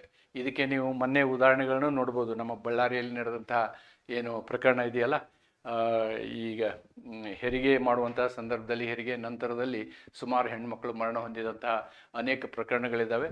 ಆ ಪ್ರಕರಣದಲ್ಲಿಯೂ ಕೂಡ ಸರ್ಕಾರ ಇವರಿಗೆ ಪರಿಹಾರವನ್ನು ಘೋಷಿಸಿದೆ ಅನ್ನೋ ಎಕ್ಸಾಂಪಲ್ನು ನೀವಿಲ್ಲಿ ಸೈಟೇಷನ್ ಮಾಡ್ಬೋದು, ಏನು ತಪ್ಪಿಲ್ಲ. ಅದ್ರ ಜೊತೆಗೆ ನೀವು ವಿದ್ಯಾವತಿ ಪ್ರಕರಣವನ್ನು ಇಲ್ಲಿ ಸೈಟೇಷನ್ ಮಾಡಿ ಇದನ್ನು ಮಾಡಬೇಡಿ. ವಿದ್ಯಾವತಿ ಪ್ರಕರಣ ಸೂಕ್ತವಾದ ಪ್ರಕರಣ ಅಂಥೇಳಿ ನಾನಿಲ್ಲಿ ಹೇಳ್ತೀನಿ ನಿಮಗೆ. 9. Then trespass. ಈ ಟ್ರೆಸ್ ಪಾಸ್ ಬಗ್ಗೆ ನಾನು ಥಿಯರಿನ ಸ್ವಲ್ಪ ಹೇಳ್ಬಿಡ್ತೀನಿ. Trespass is a private wrong or tort, ಅಪಕೃತ್ಯ. ಇದು ಏನು ಖಾಸಗಿ ಅಪಕೃತ್ಯ. ಟ್ರೆಸ್ ಪಾಸು ನೀವು ಇನ್ನೊಬ್ಬರ ಪ್ರಾಪರ್ಟಿ ಒಳಗೆ ಹೋದ್ರೆ ಸಾಕು, ನಿಮ್ಮ ಅಪಕೃತ್ಯ ಆಗಿಬಿಡುತ್ತೆ. ಅವರಿಗೆ ಹಾನಿ ಆಗಲಿ ಹಾನಿ ಆಗದೇ ಇರಲಿ, ಅವರಿಗೆ ಅವರ ಪ್ರಾಪರ್ಟಿನಲ್ಲಿ ನೀವು ಅವರ ಪರವಾನಗಿ ಇಲ್ಲದೆ ಹೋದರೆ ಅದು ಅಪಕೃತ್ಯವೇ ಅನ್ನೋದನ್ನು ನೆನ್ಪಿಟ್ಕೊಂಬಿಡಿ. That is very very important thing. ಅದಕ್ಕೆ ಈ ಪ್ರಕರಣದಲ್ಲಿ ಏನು ಹೇಳ್ತಾರೆ ನೋಡೋಣ. ಈ ಪ್ರಕರಣದಲ್ಲಿ injuria sine damnum, injuria sine damnum, violation of law is sufficient. ಅದನ್ನೇ ನಾನು violation of law is sufficient even though there is no damage, even though there is no damage. ಅದಕ್ಕೆ ನಾವೇನಂತೀವಿ, ಇಂಜೀರಿಯಾ ಸೈನ್ ಡ್ಯಾಮ್ನಮ್ ಅಂತ ಹೇಳ್ತೀವಿ. ಇಂಜೀರಿಯಾ sine damnum. Injuria sign ಡ್ಯಾಮ್ನಮ್ಗೆ best case ಅಂತಂದ್ರೆ ಇದು ಅಶ್ಬಿ versus white. ಅದಕ್ಕಿಂತ ಮೊದಲು ಈ ಪ್ರಕರಣ ಇನ್ನೊಂದ್ಸಲ ನೋಡ್ಬಿಡೋಣ. ಏನು ಬಿಯ ತೋಟದಲ್ಲಿ ಅನುಮತಿ ಇಲ್ಲದೆ ಹಾಗೂ ತೋಟದಲ್ಲಿ ಯಾವುದೇ ಹಾನಿ ಮಾಡದೆ ದಾಟಿ ಹೋಗುತ್ತಾನೆ, ಯಾವುದೇ ಹಾನಿ ಮಾಡದೆ ದಾಟಿ ಹೋಗುತ್ತಾನೆ. ಏನು ಯಾವುದೇ ಅಕ್ರಮಕಾರಕ ಕೃತ್ಯ ಮಾಡಿದ್ದಾನೆಯೇ? ಎಸ್, ಆನ್ಸರ್ ಈಸ್ ಎಸ್, ಹೌದು ಹೌದು. ಯಾಕೆ ಅಂತಂದ್ರೆ ಈ ತತ್ವ ಇಂಜೀರಿಯಾ ಸೈನ್ ಡ್ಯಾಮ್ನಮ್. ಇಂಜೀರಿಯಾ ಸೈನ್ ಡ್ಯಾಮ್ನಮ್ ಏನು ಹೇಳುತ್ತೆ ಅಂತಂದ್ರೆ, ಅಪಕೃತ್ಯದಿಂದ ಹಾನಿ ಆಗಬೇಕು ಅನ್ನೋ ಕಂಡೀಷನ್ ಇಲ್ಲ. ಅಪಕೃತ್ಯದಲ್ಲಿ ಹಾನಿ ಆಗದೆ ಸಂದರ್ಭದಲ್ಲಿಯೂ ಕೂಡ ನಾವೇನು ಮಾಡ್ಬೋದು, ಅವನನ್ನು ಪರಿಹಾರಕ್ಕೆ ಹೊಣೆಗಾರನನ್ನಾಗಿ ಮಾಡಬಹುದು. ಆದ್ದರಿಂದ ಇಲ್ಲಿ ಈ ವ್ಯಕ್ತಿಯು ಆ ಬಿಯ ತೋಟದಲ್ಲಿ ಬಿಯ ಪರವಾನಗಿ ಇಲ್ಲದೆ ಅಲ್ಲಿ ಟ್ರೆಸ್ ಪಾಸ್ ಮಾಡಿರುವುದು ತಪ್ಪು. ಟ್ರೆಸ್ ಪಾಸ್ ಮಾಡಿರುವುದು, ಅನುಮತಿ ಇಲ್ಲದೆ ಹಾದು ಹೋಗಿರುವುದು ಅಪಕೃತ್ಯ. ಇದು ಅಪಕೃತ್ಯವಾಗಿದ್ದರಿಂದ ಅವನು ಏನು ಬಾಧ್ಯನಾಗಿರುತ್ತಾನೆ. ಹೆಂಗೆ ಅನ್ನೋದನ್ನ ಈ ಪ್ರಕರಣದಲ್ಲಿ ನಾವು ನೋಡ್ತೀವಿ. ಅಸ್ಬಿ ವರ್ಸಸ್ ವೈಟ್, ಈ ಪ್ರಕರಣದಲ್ಲಿ ಏನಾಗುತ್ತೆ ಅಂತಂದ್ರೆ, ಅಸ್ಬಿ ವೈಟ್ ಇದಾನಲ್ಲ, White election officer, Ashby vote ಹಾಕ್ಬೇಕಾಗಿರುತ್ತೆ. ವೋಟ್ ಹಾಕಕ್ಕೆ ಅವನು ವ್ಯಾಲಿಡ್ ಯೋಗ್ಯ ವ್ಯಕ್ತಿ ಆಗಿದ್ರು ಅವನಿಗೆ ವೋಟ್ ಹಾಕಕ್ಕೆ ಬಿಡೋದಿಲ್ಲ. ಆಮೇಲೆ ಈ ಏನು ಅಸ್ಬಿ ಯಾರಿಗೆ ವೋಟ್ ಹಾಕ್ಬೇಕಂತ ಮಾಡಿರ್ತಾನೋ ಅವನೇ ಗೆಲ್ತಾನೆ. ಅಂದ್ರೆ ಇದರಿಂದ ಏನಾಯ್ತು, ಇವನು ವೋಟಿಂಗ್ ರೈಟನ್ನು ಮಾಡ್ಲಿಕ್ಕೆ ಇವನಿಗೆ ಅವಕಾಶ ಕೊಡೋದಿಲ್ಲ. That is A legal wrong, ಆದರೆ ಇವನು ವೋಟ್ ಹಾಕದೇ ಇದ್ದಿದ್ದರಿಂದ, ಇವನು ಯಾರಿಗೆ ವೋಟ್ ಹಾಕ್ಬೇಕಂತಿದ್ನೋ ಅವನು ಸೋತಿದ್ರೆ ಏನಾಗ್ತಿತ್ತು, ಡ್ಯಾಮೇಜಸ್ ಆಗ್ತಿತ್ತು. ಅವನು ಸೋಲಿಲ್ಲ, ಅವನು ಗೆದ್ದ. ಅಂದರೆ ಇಲ್ಲಿ ಏನಾಯಿತು, there is a legal wrong but there is no damage. When there is a legal wrong and there is no damage also, there is a punishment, there is a liability. Punishment ಅನ್ಬಾರ್ದು, punishment ಅನ್ನೋ ಶಬ್ದ criminal ಆಗುತ್ತೆ. There is a liability, ಅವನು ಬಾಧ್ಯನಾಗಿರ್ತಾನೆ ಅಂತಕ್ಕಂಥದ್ದನ್ನು ಈ ಪ್ರಕರಣದಲ್ಲಿ ನಾವು ನೋಡ್ತೀವಿ. See, the plaintiff Ashby denied right to vote by the dependent, even though he was legally entitled to vote. The court held that the violation of legal right itself is sufficient to support a claim for damages, even if there was no actual harm. ಅಲ್ಲಿ ಏನು ತೊಂದರೆ ಆಗಿಲ್ಲಂದ್ರೂ ಕೂಡ ಒಂದು ಕಾನೂನಾತ್ಮಕ ಅಧಿಕಾರವನ್ನು ನೀವು ಉಲ್ಲಂಘನೆ ಮಾಡಿದರೆ, ಕಾನೂನಾತ್ಮಕ ಹಕ್ಕನ್ನು ನೀವು ಉಲ್ಲಂಘನೆ ಮಾಡಿದರೆ ಅದು ಅಪಕೃತ್ಯವಾಗುತ್ತದೆ.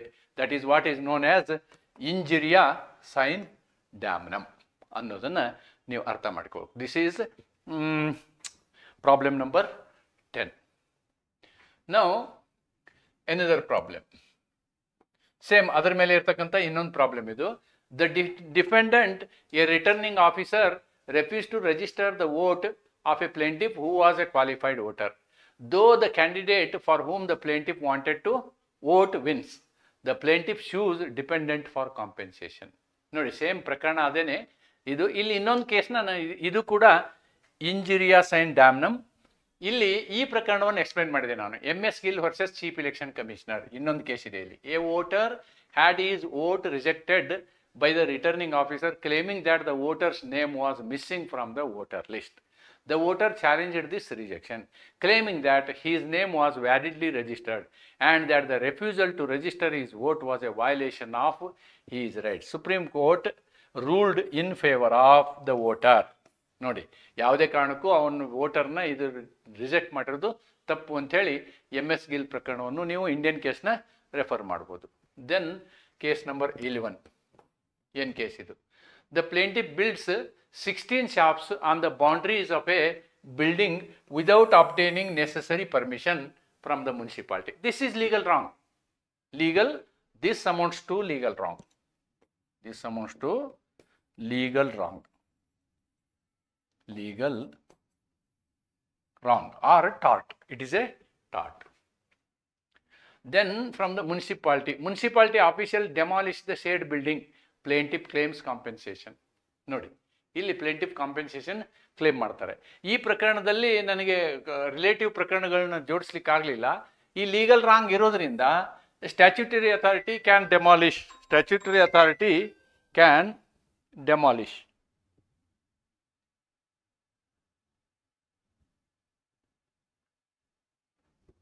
Statutory authority can demolish the building. However, there shall not be any negligence, obligation to follow P&J, nuisance, safety of the building. ನೋಡಿ, ಈ ಕೇಸಲ್ಲಿ ನಾನು ನಿಮಗೆ ಈ ರೀತಿ ಬರೀಲಿಕ್ಕೆ ಹೇಳ್ತೀನಿ. ಈ ಪ್ರಕರಣದಲ್ಲಿ ಪರವಾನಿಗೆ ಪಡೆಯದೇ ಇರುವುದರಿಂದ ಇದೊಂದು ಅಪಕೃತ್ಯವಾಗುತ್ತದೆ. ಆದ್ದರಿಂದ ಇಲ್ಲಿ ಮುನ್ಸಿಪಾಲ್ಟಿಯವರು ಅಂತಹ ಮಳಿಗೆಗಳನ್ನು ಕೆಡಹಲು ಅರ್ಹರಾಗಿರುತ್ತಾರೆ. ಆದರೆ ಇಂತಹದೇ ಬೇರೆ ಪ್ರಕರಣದಲ್ಲಿ, ಓಲ್ಗಾ ಟೆಲಿಸ್ ಪ್ರಕರಣ ಬರೀಬೋದು ನೀವು. ಓಲ್ಗಾ ಟೆಲಿಸ್ ವರ್ಸಸ್ ಬಾಂಬೆ ಮುನ್ಸಿಪಾಲ್ಟಿ ಪ್ರಕರಣದಲ್ಲಿ ಈ ರೀತಿಯಾದಂತಹ ಪ್ರಕ್ರಿಯೆ ನಡೆಸಿದಾಗ ಸರ್ವೋಚ್ಚ ನ್ಯಾಯಾಲಯವು ನೈಸರ್ಗಿಕ ನ್ಯಾಯ ತತ್ವವನ್ನು ಅನುಸರಿಸುವುದು ಅನಿವಾರ್ಯವಾಗಿತ್ತು ಎಂದು ಹೇಳುತ್ತಾರೆ. ಆದ್ದರಿಂದ ಈ ಪ್ರಕರಣದಲ್ಲಿ ಈ ಒಂದು ಕಟ್ಟಡಗಳನ್ನು ನಾಶ ಮಾಡುವ ಮೊದಲು ಅವರಿಗೆ ಸೂಕ್ತ ನೈಸರ್ಗಿಕ ನ್ಯಾಯ ತತ್ವದ ಅವಕಾಶವನ್ನು ಕೊಡಬಹುದಾಗಿತ್ತು ಎಂಬುದನ್ನು ನಾವು ಇಲ್ಲಿ ಹೇಳಬಹುದು ಅಂಥೇಳಿ ನೀವು ಬಿಯಾಂಡ್ ಟಾಟ್ಲಾ ಇದನ್ನು ಬೇಕಂದ್ರೆ ಬರಿಬೋದು. This is what you can write. They have got a right, but Supreme Courts say in such circumstances we have to follow the principle of natural justice. ಇಂತಹ ಸಂದರ್ಭಗಳಲ್ಲಿ ನಾವು ನೈಸರ್ಗಿಕ ನ್ಯಾಯ ತತ್ವವನ್ನು ಅನುಸರಿಸುವುದು ಅವಶ್ಯಕತೆವಿದೆ ಎನ್ನುವುದನ್ನು ವೋಲ್ಗಾಟೆಲಿಸ್ ಪ್ರಕರಣದಲ್ಲಿ ಮತ್ತು ಇನ್ನು ಅನೇಕ ಪ್ರಕರಣಗಳಲ್ಲಿ ಸರ್ವೋಚ್ಚ ನ್ಯಾಯಾಲಯವು ಹೇಳಿದೆ. ಇದಕ್ಕೆ ನೀವು ಉತ್ತರ ಪ್ರದೇಶದಲ್ಲಿ ನಡೀತಿರ್ತಕ್ಕಂತಹ ಈ ಬುಲ್ಡೋಜರ್ ಸಂಸ್ಕೃತಿ ಏನಿದೆಯಲ್ಲ, ಅದನ್ನು ಕೂಡ ಇತ್ತೀಚಿನ ಪ್ರಕರಣಗಳಲ್ಲಿ ಸರ್ವೋಚ್ಚ ನ್ಯಾಯಾಲಯವು ಅದನ್ನು ಆಕ್ಷೇಪ ಮಾಡಿದೆ.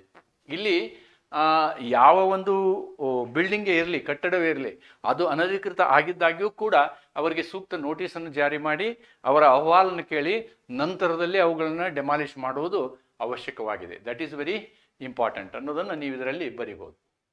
Then problem number 12.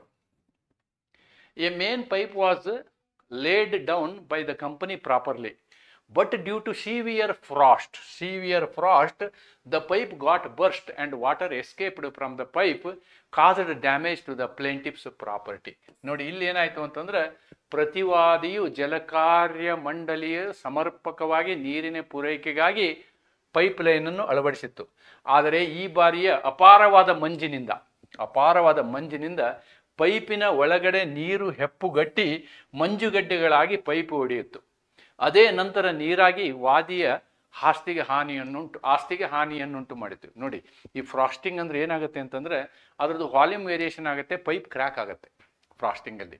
ಅಂತಹ ಸಂದರ್ಭ it is A natural event. ಇಲ್ಲಿ ನೀವು ನೆಗ್ಲಿಜೆನ್ಸ್ಗೆ, ಮಿಸ್ಚೀಫ್ಗೆ ಕ್ಲೇಮ್ ಮಾಡೋಕ್ಕಾಗಲ್ಲ. ಈ ನೆಗ್ಲಿಜೆನ್ಸು ಇದಕ್ಕೆ ಕ್ಲೇಮ್ ಮಾಡೋಕ್ಕಾಗಲ್ಲ. ಇದಕ್ಕೆ ನಾವು ಆ್ಯಕ್ಟ್ ಆಫ್ ಗಾಡ್ ಅಂತ ಹೇಳ್ತೀವಿ. ಆ್ಯಕ್ಟ್ ಆಫ್ ಗಾಡ್, ದೈವಿ ಪ್ರಕ್ರಿಯೆ ಅಂತ ಹೇಳ್ಬೋದು. ದೈವಿ ಪ್ರಕ್ರಿಯೆ ಅಂತ ಹೇಳಿ. ದ ಸಿವಿಯರ್ ಫ್ರಾಸ್ಟ್, ಸಿವರ್ ಅಲ್ಲ ಇದು, severe frost is due to nature, extraordinary natural event. ಆದ್ದರಿಂದ ಇಲ್ಲಿ ಡ್ಯಾಮೇಜಸ್ ಕ್ಲೇಮ್ ಮಾಡೋಕ್ಕಾಗಲ್ಲ. The answer is no damages. ಯಾಕೆಂದ್ರೆ ಇದೊಂದು ನೈಸರ್ಗಿಕ ಪ್ರಕ್ರಿಯೆ, ಆದ್ದರಿಂದ ನಾವು ಪರಿಹಾರವನ್ನು ಕೇಳಲು ಆಗುವುದಿಲ್ಲ. ಇದಕ್ಕೆ ಸಂಬಂಧಿಸಿದಂಥ ಒಂದು ಪ್ರಕರಣ, the defendant Marsland had constructed ornamental ponds on his land due to act of God which was a violent rainstorm. The ponds overflowed, causing damage to the plaintiff's land. The Court of Appeal ruled in favor of the dependent. It was held that the rainstorm is act of God ಅಂತ ಈ ಪ್ರಕರಣ ಬರಿಬೋದು ನೀವು. Nicolas ಇಲ್ಲೇನಾಗಿರುತ್ತೆ ಅಂತಂದ್ರೆ, ಅವನೇನೋ ಒಂದಿಷ್ಟು ಕೆರೆಗಳನ್ನ ಕಟ್ಕೊಂಡಿರ್ತಾನೆ, ಹೆಚ್ಚು ಮಳೆ ಆಗಿದ್ದರಿಂದ ಆ ಕೆರೆಯಿಂದ ಬಂದಂತಹ ನೀರು ಓವರ್ಫ್ಲೋ ಆಗಿ ಕೆಳಗೆಲ್ಲ ಬಂದು ಹಾನಿ ಮಾಡುತ್ತೆ ಅಂತ ಹೇಳ್ತಾನೆ. ಇದು ಮಳೆಯ ಪ್ರಕ್ರಿಯೆಯಲ್ಲಿ ಯಾರು ಏನು ಮಾಡೋಕ್ಕಾಗಲ್ಲ, ಆಕ್ಟ್ ಆಫ್ ಗಾಡ್ಗೆ ಸಂಬಂಧಪಟ್ಟಂತಹ ಈ ಪ್ರಕರಣ. Next problem number 13. The dependent left his car with leaving his dog inside and went for shopping. When he came back, he was told that the dog broke the glass of the car and splinter of the glass fell in plaintiff's eye and blinded him. ನೋಡಿ, ಇಲ್ಲಿ ಈ animals ಬಗ್ಗೆ ಎರಡು classification ಮಾಡ್ತಾರೆ. ಒಂದು dangerous animal, ಒಂದು domestic animal ಅಂತ. ಇದು ಇಲ್ಲಿ domestic, dog is A domestic animal. This is first thing. Dangerous animal ಅಲ್ಲ, ಡೊಮೆಸ್ಟಿಕ್ ಎನಿಮಲ್. ಓಕೆ, ಆದ್ದರಿಂದ ಇಲ್ಲಿ ಏನಾಗುತ್ತೆ ಅಂತಂದ್ರೆ, ಈ ಡೊಮೆಸ್ಟಿಕ್ ಎನಿಮಲ್ ವಿಷಯದಲ್ಲಿ ನಿಮಗೆ ವೈಕಾರಿಯಸ್ ಲಯಬಿಲಿಟಿ ಅಥವಾ ಸ್ಟ್ರಿಕ್ಟ್ ಲಯಬಿಲಿಟಿ ಕಾನ್ಸೆಪ್ಟ್ ಬರುವುದಿಲ್ಲ. ಒಂದು. ಎರಡನೇದು, ಇದೊಂದು ನೈಸರ್ಗಿಕವಾದ ಘಟನೆ. ಈ ನೈಸರ್ಗಿಕವಾದ ಘಟನೆಯಲ್ಲಿ ಏನಾಗುತ್ತೆ ಅಂದರೆ, ಒಂದು ಆಕ್ಸಿಡೆಂಟ್ ಆಗುತ್ತೆ ಅಂತ ಇಟ್ಕೊಳ್ಳಿ. ಆಕ್ಸಿಡೆಂಟು ಎಂಟಿಸಿಪೇಟ್ ಮಾಡೋಕ್ಕಾಗಲ್ಲ. ಯಾವುದು ಎಂಟಿಸಿಪೇಟ್ ಮಾಡೋಕ್ಕಾಗಲಾರ್ದೆ ಆಗುತ್ತೋ, ಇಲ್ಲೇ ಅವನು ನಾಯಿಯನ್ನು ಫ್ರೀ ಆಗಿಬಿಟ್ಟಿದ್ದ ಅಂತ ಇಟ್ಕೊಳ್ಳಿ, ಆವಾಗ ನೆಗ್ಲಿಜೆನ್ಸ್ ಪ್ರಶ್ನೆ ಬರುತ್ತೆ. Here the question is of negligence. ಅವನು ಏನು ಕೇಸ್ ಹಾಕ್ತಾನಲ್ಲ, ಅವನು ನೆಗ್ಲಿಜೆನ್ಸ್ ಮೇಲೆ ಕೇಸ್ ಹಾಕಬೇಕು. ಆದರೆ ನೆಗ್ಲಿಜೆನ್ಸ್ನ ಇಲ್ಲಿ ಕೋರ್ಟ್ ಎಂಟರ್ಟೈನ್ ಮಾಡಲ್ಲ ಇಂಥ ಕೇಸಲ್ಲಿ. ಅದಂಥದ್ದೇ ಒಂದು ಪ್ರಕರಣ ಇದೆ ನೋಡಿ ಇಲ್ಲಿ, ಏನು, ಫರ್ದಾನ್ ವರ್ಸಸ್ ಹಾರ್ಕೋರ್ಟ್ ರಿವಿಂಗ್ಟನ್ ಅಂತಕ್ಕಂಥ ಪ್ರಕರಣ. The dependent was travelling in his car with his dog. At one place after parking the car, he got down but left the dog in the car and shut the door. Dog was quiet and silent and docile. But the dog was jumping inside the car and creating all nuisances and smashed the glass window. One of the glass pieces as a splinter penetrated one eye of the plaintiff who was passing across. The dependent was not held liable as he was not negligent. So negligence ಇಂಥ ಪ್ರಕರಣದಲ್ಲಿ ನೆಗ್ಲಿಜೆನ್ಸ್ನ ಪರಿಗಣನೆ ಮಾಡೋದಿಲ್ಲ court. ಇದೇ ಪ್ರಕರಣದ copy ಅದು, ಮತ್ತೇನು ಹೆಚ್ಚು ವಿವರಣೆ ಬೇಕಿಲ್ಲ ಅಂತ ಅಂದ್ಕೊಳ್ತೀನಿ ನಾನು. ಈ ಪ್ರಕರಣವನ್ನು ನೀವು ಇದಕ್ಕೆ ಹೇಳಿ ಬರಿಬೋದು.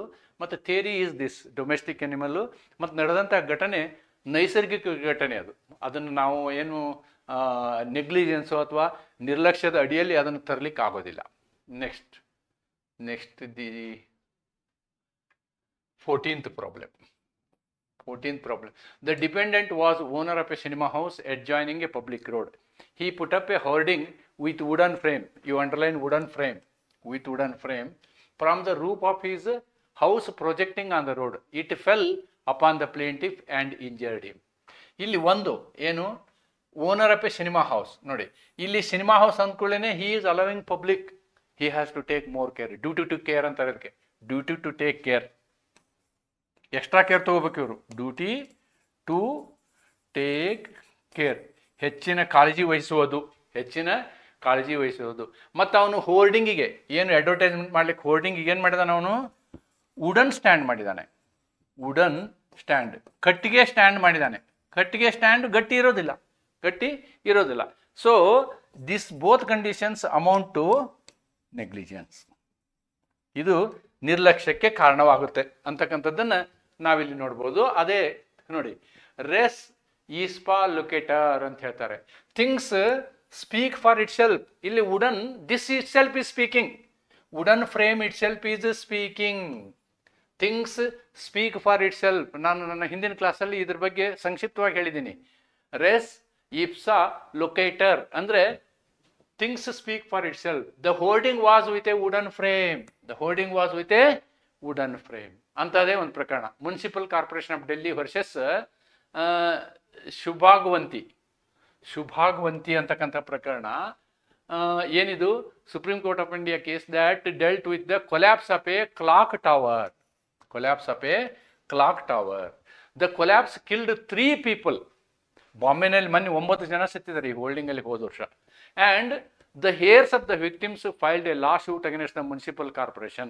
The case established that the principle that the owner of the building near highways are responsible for the safety of their structure.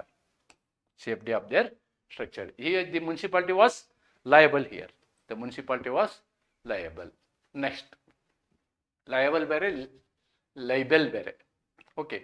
Next case. This case is 15th case. I am taking the 15th case now. ಏನಿದೆ case ನೋಡೋಣ. The defendant wrote a letter to virtuous woman using very abusive words to her. He enclosed it in an envelope properly fastened and posted it to her. Does it amount to defamation? ನೋಡಿ, it's a very interesting this one. ಏನು, ಪ್ರತಿವಾದಿಯು ಓರ್ವ ಕುಲೀನ ಸ್ತ್ರೀಗೆ ಕೆಟ್ಟ ಶಬ್ದಗಳನ್ನು ಉಪಯೋಗಿಸಿ ಪತ್ರವನ್ನು ಬರೆಯುವನು. ಅವನು ಸರಿಯಾದ ಕವರಿನಲ್ಲಿ ಹಾಕಿ ಅಂಟಿಸಿ ಆಕೆಗೆ ಅಂಚೆಯಲ್ಲಿ ಕಳಿಸುವನು. ಇದು ಮಾನಹಾನಿಯೇ. ನೋಡಿ, ಮಾನಹಾನಿ ಆಗಬೇಕು ಅಂತಂದ್ರೆ ವಿಷಯ ಏನಾಗಬೇಕು ಅಂತಂದ್ರೆ ಸಾರ್ವಜನಿಕವಾಗಬೇಕು. It should be open. Today we know the social media. Okay, social media we know. Here the dependent wrote a letter, okay, to a woman using very abusive words ಅವ್ರ ಬಗ್ಗೆ. ಆದರೆ ಇಲ್ಲಿ ಮಾನಹಾನಿ ಆಗಿದೆಯಾ ಅಂತಕ್ಕಂಥದ್ದನ್ನು ನಾವು ನೋಡುವುದಾದರೆ ಅವನು ಪತ್ರ ಬರೀತಾನೆ, ಪತ್ರವನ್ನೊಂದು ಕವರ್ನಲ್ಲಿ ಹಾಕ್ತಾನೆ, ಕವರ್ ಸೀಲ್ ಮಾಡಿ ಅಲ್ಲಿ ಕಳಿಸ್ತಾನೆ. ನೋಡಿ, ಇಲ್ಲಿ ಏನಾಗುತ್ತೆ ಅಂತಂದರೆ, ಒಂದು ವೇಳೆ ಆ ಹೆಣ್ಣು ಮಗಳಿಗೆ ಓದೋಕೆ ಬರದಂಥ ಹೆಣ್ಮಗಳು ಪೋಸ್ಟ್ಮನ್ಗೆ ನೀನು ಓದು ಅಂತ ಹೇಳ್ತಾಳೆ. ಅಕಸ್ಮಾತ್ ಪೋಸ್ಟ್ಮನ್ ಏನಾದರೂ ಓದಿದ್ರೆ ಅದು ಮಾನಹಾನಿ ಆಗೋದು. It would have been libel. ಆದರೆ ಇಲ್ಲಿ ಅದೆಲ್ಲ ಕೊಟ್ಟಿರೋದ್ರಿಂದ ಇದು ಲೈಬಲ್ ಆಗೋಲ್ಲ. It will not become libel. ಮಾನಹಾನಿಯ ಪ್ರಕರಣ ಆಗೋದಿಲ್ಲ ಇಲ್ಲಿ. ಅದಕ್ಕೆ ಒಂದು ಪ್ರಕರಣ ಇದೆ, ಇದು ಕೂಡ ಇದಕ್ಕಿಂತನೂ ಸ್ವಲ್ಪ ಜಾಸ್ತಿ ಇರ್ತಕ್ಕಂಥ ಪ್ರಕರಣ ಇದು. ಏನಿದು? ಬಾಕ್ಸಿಯಸ್ ವರ್ಸಸ್ ಗಾಬ್ಲೆಟ್ ಫ್ರೆರೇಸ್ ಅಂತಕ್ಕಂತಹ ಪ್ರಕರಣದಲ್ಲಿ ಏನಾಗುತ್ತೆ ಅಂತಂದ್ರೆ, an advocate wrote a defamatory letter and send to the plaintiff. ಒಬ್ಬ ಅಡ್ವೊಕೇಟ್ ಏನ್ ಮಾಡ್ತಾನೆ? ಪತ್ರ ಬರೀತಾನೆ. The plaintiff sued the solicitor for liable. ನೋಡಿ, ಆ ಪ್ಲೇಂಟಿಫ್ ಏನ್ ಮಾಡ್ತಾನೆ? ಸಾಲಿಸಿಟರ್ ಮೇಲೆ ಕೇಸ್ ಹಾಕ್ತಾನೆ, ಅಂದ್ರೆ ವಕೀಲರ ಮೇಲೆ ಕೇಸ್ ಹಾಕ್ತಾನೆ. ಬಿಕಾಸ್ ಇಟ್ ವಾಸ್ ಪಬ್ಲಿಷ್ಡ್, ಅವನ ಆರ್ಗ್ಯುಮೆಂಟು ಇಟ್ ವಾಸ್ ಪಬ್ಲಿಷ್ಡ್ ಅಂತ. ಯಾಕೆ? ಸಾಲಿಸಿಟರ್ ಕ್ಲರ್ಕ್ ಅದನ್ನ ನೋಡಿರ್ತಾರೆ ಅಂತ ಅವನ ಆರ್ಗ್ಯುಮೆಂಟು. ನೋಡಿ, ನೀನು ನನಗೊಂದು ಪತ್ರ ಬರ್ದಿಯಪ್ಪ, ಬರೆದಂತಹ ಪತ್ರ ಅದು ಲೈಬಲ್ ಆಗುತ್ತೆ. ಯಾಕೆ ಲೈಬಲ್ ಆಗುತ್ತೆ ಅಂದ್ರೆ ನಿಮ್ಮ ಕ್ಲರ್ಕು ನೋಡ್ಯಾರದ್ನ ಅಂತ. That was the argument. But court ಅದನ್ನ ಒಪ್ಪುದಿಲ್ಲ. ಕ್ಲರ್ಕ್ ನೋಡಿದ್ರೆ it is in the course of her duty, in his duty ಅಂತ ಹೇಳ್ತಾರೆ court. The court held that the publication to the clerk was in the discharge of duty. ಒಂದು ಆಫೀಸ್ನಲ್ಲಿ clerk ಅದನ್ನು ನೋಡಿದಾನೆ ಅಂತಂದ್ರೆ ಅದು ಪಬ್ಲಿಕೇಶನ್ ಅಲ್ಲ, ಅದು ಪಬ್ಲಿಕೇಶನ್ ಅಲ್ಲ. ಆದ್ದರಿಂದ ಇಲ್ಲಿ ಲೈಬಲ್ ಇಲ್ಲ ಅಂತಕ್ಕಂಥದ್ದನ್ನು ಈ ಪ್ರಕರಣದಲ್ಲಿ ಹೇಳ್ತಾರೆ. ಹಾಗಿದ್ರಿಂದ ಇದಕ್ಕಿಂತ ಇದು ಇನ್ನೂ ಕ್ಲಿಯರ್ ಪ್ರಕರಣ. ಈ ಪ್ರಕರಣದಲ್ಲಂತೂ ಲೈಬಲ್ ಆಗೇ ಇಲ್ಲ ಅಥವಾ ಮಾನಹಾನಿ ಆಗೇ ಇಲ್ಲ ಅಂತಕ್ಕಂಥದ್ದನ್ನು ಹೇಳ್ಬೋದು ನಾವು. ಅದನ್ನ ಬರಿಬೇಕು ಲೈಬಲ್ ಬಗ್ಗೆ. Then self defence. ನಾ ಸೆಲ್ಫ್ ಡಿಫೆನ್ಸ್ ಬಗ್ಗೆ ಮೊದಲಿನ ಕ್ಲಾಸಲ್ಲಿ ಮಾತಾಡಿದ್ದೀನಿ. ಸೆಲ್ಫ್ ಡಿಫೆನ್ಸು ಪ್ರಪೋರ್ಷನೇಟ್ ಆಗಿರಬೇಕು ಅಂತ. ನಮ್ಮನ್ನು ನಾವು ರಕ್ಷಿಸಿಕೊಳ್ಳುವುದು ಅದು ನಮ್ಮ ಹಕ್ಕು, ಅದನ್ನು ಯಾರು ಕಿತ್ಕೊಳ್ಳೋಕ್ಕಾಗಲ್ಲ. Article 21 life, personal liberty. ಅಂಥ ಸಂದರ್ಭ ನಮ್ಮನ್ನು ನಾವು ತಪ್ಪಿಸ್ಕೊಳ್ಳೋಕೆ ಸೆಲ್ಫ್ ಡಿಫೆನ್ಸ್ ಮಾಡ್ಕೋಬೇಕು. ಅಂತಹ ಪ್ರಕರಣ ನೋಡೋಣ ಇಲ್ಲಿ. Plaintiff's dog chased the defendant. ನೋಡಿ, ಇಲ್ಲಿ ನಾಯಿ ಬೆನ್ನತ್ತೈತೆ. Okay, on the defendant turning around and raising the gun, the dog ran away. ಇವನು ರಿಟರ್ನ್ ತಿರುಗಿಬಿಟ್ಟು ಗನ್ ಹಿಡ್ಕೊತಾನೆ, ನಾಯಿ ಓಡಿ ಹೋಗ್ಬಿಡುತ್ತೆ. The defendant shot the dog. The defendant shot the dog. Is he justified in doing so decide no. ನೀವು ಏನು ಮಾಡಬೇಕು? ಅನುಪಾತಕ್ಕೆ ಅನುಸಾರವಾಗಿ ಶಕ್ತಿ ಉಪಯೋಗ ಮಾಡಬೇಕು. ನಾಯಿ ಒಂದ್ಸಲ ಓಡಿ ಹೋದ್ಮೇಲೆ ಅದಕ್ಕೆ ನೀವು ಗನ್ ಹೊಡೆದು ಸಾಯಿಸೋದು ಆಗೋದಿಲ್ಲ. That is wrong. That becomes a tort. ಅಪಕೃತ್ಯ ಆಗುತ್ತದೆ, ಅದು ಅಪಕೃತ್ಯವಾಗುತ್ತದೆ. ನಮ್ಮ ಪ್ರಿನ್ಸಿಪಲ್ ಏನು ಹೇಳುತ್ತೆ ಅಂತಂದರೆ, ನಾವು ನಮ್ಮನ್ನು ರಕ್ಷಿಸ್ಕೋಬೇಕು. ರಕ್ಷಿಸುವಾಗ ಅನುಪಾತದ ಶಕ್ತಿಯನ್ನು ಉಪಯೋಗಿಸಬೇಕೇ ಹೊರತು ಹೆಚ್ಚಿನ ಶಕ್ತಿಯನ್ನು ಉಪಯೋಗಿಸೋ ಹಾಗಿಲ್ಲ. ಇಲ್ಲಿ ನಾಯಿ ಬಂತು, ಇವನು ಗನ್ ತೊಗೊಂಡು ತಿರುಗಿದ ಕೂಡಲೇ ನಾಯಿ ಹೆದರಿ ಓಡಿ ಹೋಯ್ತು. ಓಡಿ ಹೋದ್ಮೇಲೇನೂ ಅದು ಗುರಿಯಿಟ್ಟು ಇವನು ಶೂಟ್ ಮಾಡೋದಿದೆಯಲ್ಲ, ಇದು ಅನುಪಾತದ ತತ್ವಕ್ಕೆ ಅನುಗುಣವಾಗಿಲ್ಲ. ಆದ್ದರಿಂದ ಇಲ್ಲಿ ಇವನು ಬಾಧ್ಯನಾಗುತ್ತಾನೆ, ಈ ವ್ಯಕ್ತಿಯು ಬಾಧ್ಯನಾಗುತ್ತಾನೆ ಅಂತಕ್ಕಂಥದ್ದು ಇದ್ರ ಉತ್ತರ. ಅದಕ್ಕೆ ಸಂಬಂಧಪಟ್ಟಂತಹ the force applied must be proportional to the harm anticipated. Morris versus Nugent ಅಂತಕ್ಕಂಥ ಪ್ರಕರಣ. ಇದು ಯಾವುದಿದು ಪ್ರಕರಣ? ಮಾರಿಸ್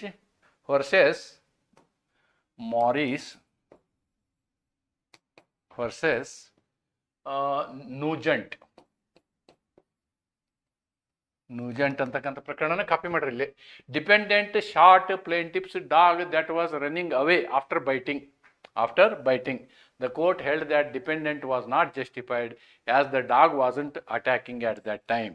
ಆವಾಗ ಅದು ಓಡಿ ಹೊಂಟಿತ್ತು, ಆವಾಗನೇ ಅದನ್ನು ಹೊಡೆಯುವ ಅವಶ್ಯಕತೆ ಇರಲಿಲ್ಲ ಅಂಥೇಳಿ ಕೋರ್ಟು ಈ ಪ್ರಕರಣದಲ್ಲಿ ಹೇಳುತ್ತೆ. Next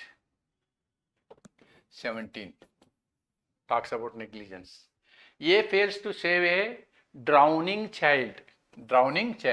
Has A committed any tort? Decide. Decide. The answer is no. He has not committed any wrong. ಅದು ಮಾರಲ್ ಅಬ್ಲಿಗೇಷನ್. ಈಗ ಇವನಿಗೂ ಈಸ್ ಬರಲಿಲ್ಲ ಅಂದರೆ ಇವನೇನು ಮಾಡ್ತಾನೆ? What he can do? It is a moral obligation. You may or you may not. It is your will and wish. ಇಲ್ಲಿ ಅದು ಅಪಕೃತ್ಯ ಆಗೋದಿಲ್ಲ. ಇಲ್ಲಿ ನೋಡಿ, negligence.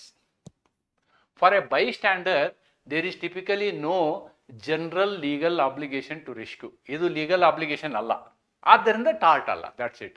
And thus they may not be held ಟಾರ್ಟಿಯಸ್ಲಿ liable unless they had some responsibility. ನೋಡಿ, ಒಂದು ವೇಳೆ ಅವನು ಅದಕ್ಕೆ ಸಂಬಂಧಿಕನಾಗಿದ್ದ ಅಂತಂದರೆ ಜವಾಬ್ದಾರಿ ಇರುತ್ತೆ, ಅವಾಗ ಮಾಡಬೇಕಾಗತ್ತೆ. Are the failure of the act resulted from their own wrongful conduct. ನೋಡಿ, ಅವನೇ ಆ ಹುಡುಗನ್ನ ತಳ್ಳಿದ್ರೆ ದೆನ್ ಅವನು ವಾಪಸ್ ಎಳೆಯುವಂಥದ್ದು ಅವನ ಕರ್ತವ್ಯ ಅಂತ ಹೇಳ್ಬೋದು. ಅಥವಾ ಅವನೇನೋ ಟಚ್ ಮಾಡಿದ ಕೂಡಲೇ ಅವನು ಬಿದ್ದ, ಆವಾಗ ನನಗೆ ಈಸ್ ಬರ್ತಿತ್ತು ಅಂದರೆ ಹೋಗಿ ನಾನು ಅವನ್ನ ರಕ್ಷಿಸ್ಬೋದು ಅಂತಕ್ಕಂಥದ್ದು. Duty to take care. ನೋಡಿ, special relationship with the child their failure to act could indeed result in tortious liability for negligence, endangerment or wrongful death. ನೋಡಿ, ಆ ಕಾಳಜಿ ತಗೊಳ್ಳುವಂತಹ ಏನು ಅವ್ರಿಗೆ ಜವಾಬ್ದಾರಿ ಇದ್ರೆ, ಈಗ ಸ್ಕೂಲ್ ಮಕ್ಕಳನ್ನ ನೀವು ಹಂಗೆ ಸುಮ್ಮನೆ ಬಿಡೋ ಹಾಗಿಲ್ಲ, ಅದು ಜವಾಬ್ದಾರಿ.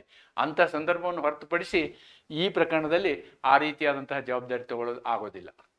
Then problem number 18. The defendant, a manufacturer of sweets, sold sweets to a middleman who supplied that to the plaintiff. When the plaintiff was serving the sweets to his guests, his finger was injured by a piece of wire in the sweets. He sued the defendant. Decide. ನೋಡಿ, manufacturer, ಇಲ್ಲಿ ಮ್ಯಾನುಫ್ಯಾಕ್ಚರರಿಂದ distributor, ಡಿಸ್ಟ್ರಿಬ್ಯೂಟರಿಂದ ರಿಟೇಲರು, ರಿಟೇಲರಿಂದ ಕನ್ಸ್ಯೂಮರ್ಗೆ ಇರುತ್ತೆ. ಇಲ್ಲಿ ಮ್ಯಾನುಫ್ಯಾಕ್ಚರ್ಗೂ ಮತ್ತು ಕನ್ಸ್ಯೂಮರ್ಗೂ ಸಂಬಂಧ ಕಲ್ಪಿಸ್ತೀವಿ ನಾವು ಟಾರ್ಟಲ್ಲಿ. It is possible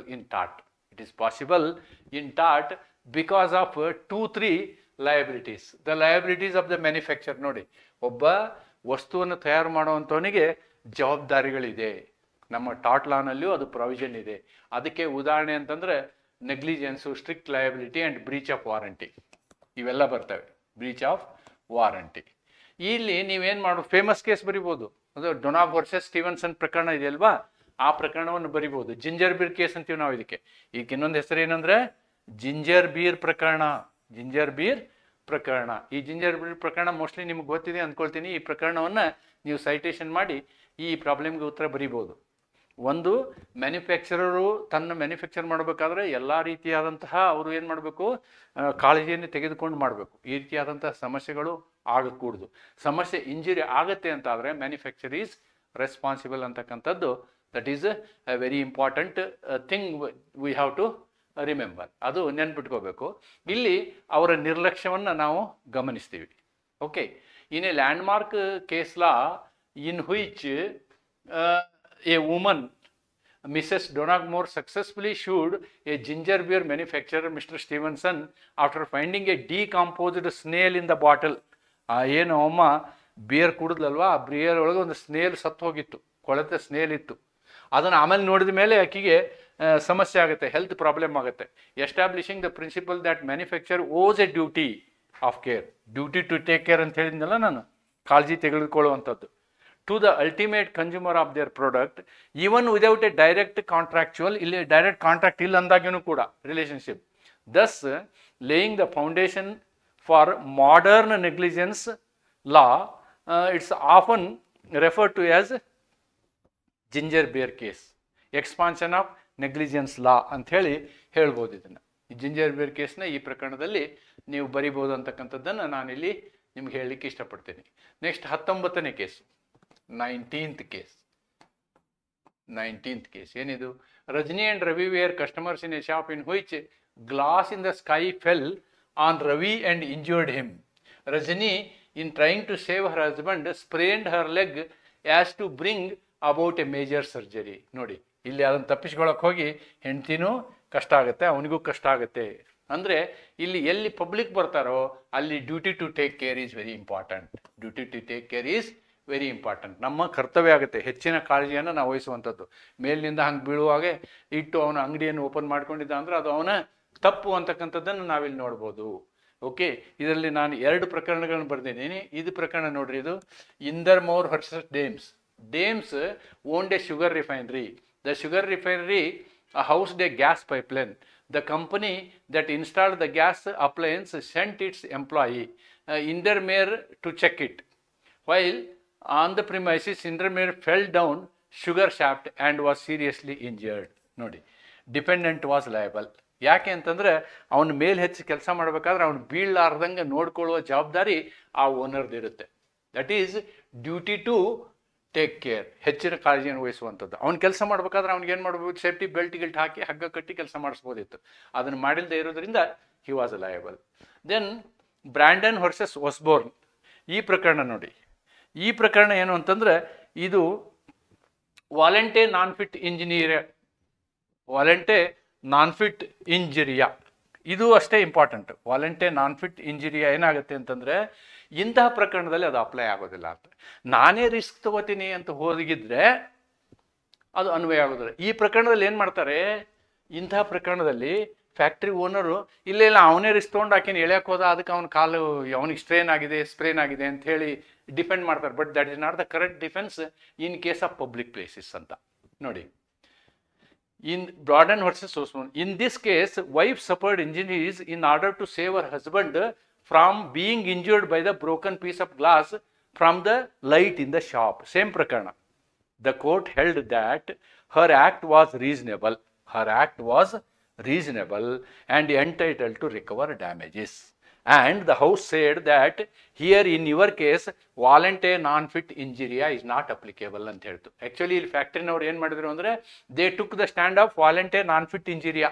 voluntary non fit injuria ಅಂತಂದ್ರೆ ನಾನೇ ರಿಸ್ಕ್ ತೊಗೊಳಕ್ತಾ ಇದ್ದೀನಿ, ಅದಕ್ಕೆ ನಾನು ರಿಸ್ಕ್ ತೊಗೊಂಡು ನನ್ನ ಗಂಡನ ಎಳ್ದೀನಿ ಅನ್ನುವಂಥದ್ದು ಆ ತತ್ವನ ಒಪ್ಪಕ್ಕೆ ಸಾಧ್ಯ ಇಲ್ಲ ಅಂತ. ಯಾಕೆಂದರೆ ನೀವು ಅಂಗಡಿ ಇಟ್ಟಿದ್ದೀರಿ, ಅಂಗಡಿ ಇಟ್ಟ ಮೇಲೆ ನಿಮ್ಮ ಕೆಲಸ ಏನು, ಡ್ಯೂಟಿ ಟು ಟೇಕ್ ಕೇರ್.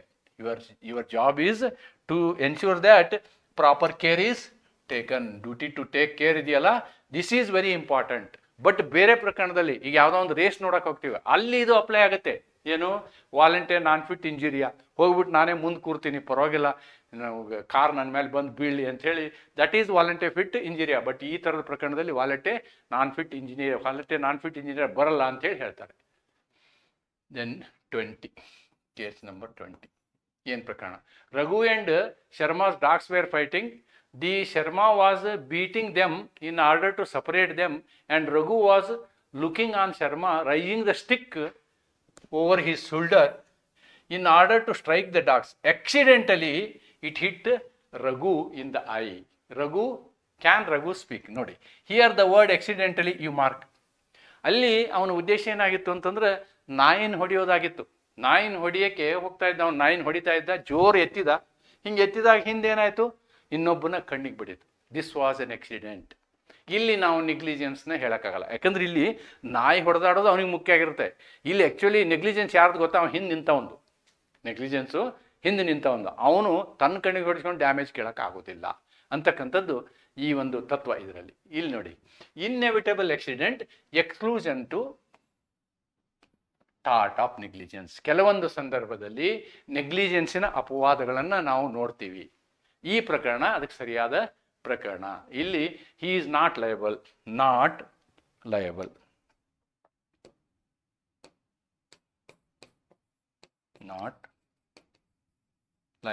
ಇವನು ಬಾಧ್ಯನಲ್ಲ. ಇಲ್ಲಿ ನೋಡಿ ಪ್ರಕರಣ ನೋಡೋಣ. ಅದೇ ಪ್ರಕರಣವನ್ನು ಇಲ್ಲಿ ಕೊಟ್ಟಿದ್ದಾರೆ ಅವರು. ಬ್ರೌನ್ ವರ್ಸಸ್ ಕ್ಯಾಂಡಲ್ ಪ್ರಕರಣವನ್ನು ಇಲ್ಲಿ ಕೊಟ್ಟಿದ್ದಾರೆ. ಏನಿದೆ ಪ್ರಕರಣ? The case involved A dispute between the dog owners George Brown and George Candle over a accidental injury that occurred while trying to break up dog fight. ಇಬ್ಬರದು ಡಾಗ್ ಫೈಟ್ ನಡೆದಿತ್ತು, ಅವ್ರದ್ದು ಇವ್ರದ್ದು.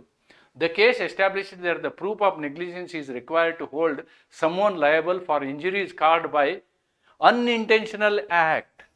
A person who is acting lawfully and using orderly care is not liable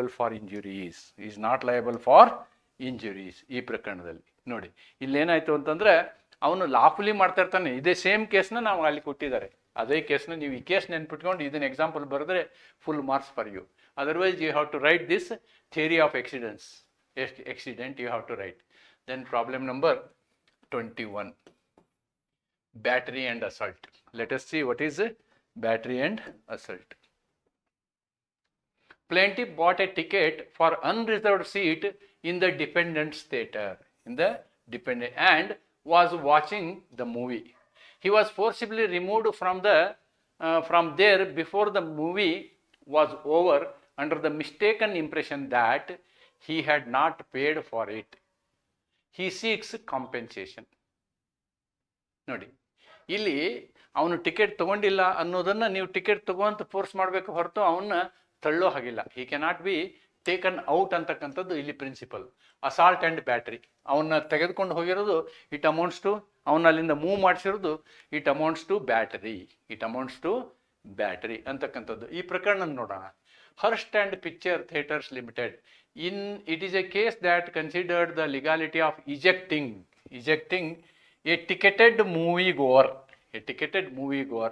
Mr. Hurst brought a ticket to see movie. The manager forcibly removed him. The court ruled that Mr. Hurst had a license to be in the theater and awarded compensation. ಇದೇ ಪ್ರಕರಣ. This is same case. Same case, it is written here. When he has taken properly, they should have verified. First thing, what is happened is here negligence. First one is negligence. His ticket was not properly verified. This is one problem. What is the second one? He is moved out. Battery. Forcibly taking him out. They have committed 2 torts in this case. And the related case law is this. Related case law is this. Next, 22nd case. 22nd case. 22nd case. X borrowed a wristwatch from Y for his use for a few days and later X sold it. ಏನಕ್ಕೆ? He has only borrowed to use and then he sold it. So it is a case of fraud, deceit, mosa. Mosa is a tort. Liability for misstatement. Derry versus Speak. The court defined that fraudulent misrepresentation as a statement known to be false or a statement made recklessly or carelessly as to the truth of the statement. ನೋಡಿ, ಇಲ್ಲಿ ಏನಾಗಿತ್ತು ಅಂದರೆ, ಅವನು ವಸ್ತುವನ್ನು ವಾಚನ್ನು ತೆಗೆದುಕೊಂಡಾಗ ಅವನು ಕೈಗಡೆ ತೆಗೆದುಕೊಂಡಿರಲಿಲ್ಲ. ಅದನ್ನ ಬರೀ ಯೂಸ್ ಮಾಡ್ತೀನಿ ವಾಪಸ್ ಕೊಡ್ತೀನಿ ಅಂತ ಹೇಳಿ ಉದ್ದೇಶದಿಂದ ತೆಗೆದುಕೊಂಡಿರಲಿಲ್ಲ. ಅವನು ಎದಕ್ಕೆ ತೆಗೆದುಕೊಂಡಿದ್ದ? ಅವ್ರ ಕಡೆಯಿಂದ ಇಸ್ಕೊಂಡು ಮಾರುವುದಕ್ಕೆ ತೆಗೆದುಕೊಂಡಿದ್ದ. ಆದರೆ ಅವ್ರಿಗೆ ಹೇಳಿದ್ದು ಮಾರುವುದಕ್ಕಾಗಿ ಅಂದಲ್ಲ. ಅವನು ಹೇಳಿದ್ದು ನಾನು ಸ್ವಲ್ಪ ದಿವಸ ಉಪಯೋಗಿಸ್ತೇನೆ ಅಂತ ಹೇಳಿ. ಆದ್ದರಿಂದ ಇದು ಒಂದು ಮೋಸ. ಆದ್ದರಿಂದ ಇಲ್ಲಿ ಅವನು ಬಾಧ್ಯನಾಗಿರುತ್ತಾನೆ. ಅವನು ಅಪಕೃತ್ಯವನ್ನು ಎಸಗಿರುತ್ತಾನೆ. ಅಪಕೃತ್ಯವಾಗಿದೆ. ಸೊ ಹಿ ಈಸ್ ಲಯಬಲ್ ಅಂತಕ್ಕಂಥದ್ದು ಈ ಪ್ರಕರಣದ ಅರ್ಥ. ನಾನು ಮೊದಲನೇ ಪ್ರಕರಣದಲ್ಲಿ ನಿಮಗೆ ಹೇಗೆ ಬರೀಬೇಕು ಅಂತಕ್ಕಂಥ ಪೀಠಿಕೆಯನ್ನು ಹೇಳಿದ್ದೀನಿ. ನಂತರದಲ್ಲಿ ನಾನೇನು ಮಾಡಿದ್ದೀನಿ, ಎಲ್ಲ ಪ್ರಕರಣಗಳಲ್ಲಿಯೂ ನಾನು ನಿಮಗೆ ಕೇಸ್ಗಳನ್ನ, ತತ್ವಗಳನ್ನು ವಿವರಿಸಿದ್ದೀನಿ. ಅದರ ಜೊತೆಗೆ ಪ್ರತಿಯೊಂದು ಪ್ರಕರಣಕ್ಕೂ ಅದರದ್ದೇ ಆದಂತಹ ಸಂಬಂಧಿಸಿದ ಒಂದು ಪ್ರಕರಣವನ್ನು ಉದಾಹರಣೆಯಾಗಿ ಕೊಟ್ಟಿದ್ದೀನಿ. ಇವುಗಳನ್ನ ಸರಿಯಾಗಿ ನೀವು ಈ ವಿಡಿಯೋನ ಒಂದು 2-3 ಸಲ ನೋಡಬೇಕು. ಅಥವಾ ನೀವು ನಿಮ್ಮದೇ ಆದಂತಹ ನೋಟ್ಸ್ಗಳನ್ನು ಪಾಸ್ ಮಾಡಿ ನೋಟ್ಸ್ಗಳನ್ನು ಮಾಡ್ಕೊಳ್ಬೇಕು. ಬಹಳ ಉಪಯುಕ್ತ ಆಗ್ತವೆ. ಯಾಕೆ ಅಂದರೆ ಟಾರ್ಟ್ ಲಾನಲ್ಲಿ ಮುಖ್ಯವಾಗಿ ಸಮಸ್ಯೆಯನ್ನು ನೀವು ಅರಿತುಕೊಂಡು ಅರ್ಥ ಮಾಡಿಕೊಂಡ್ರೆ ಥಿಯರಿ ಬರೀಬೋದು. ಥಿಯರಿ ಬರೆಯೋದಕ್ಕೂ ಈ ಸಮಸ್ಯೆಗಳನ್ನು ಎನಲೈಸಿಸ್ ಮಾಡೋದಕ್ಕೂ ನಿಕಟವಾದ ಸಂಬಂಧ ಇದೆ ಅನ್ನೋದನ್ನು ನೀವು ನಿರ್ಲಕ್ಷ್ಯ ಮಾಡಬಾರ್ದು.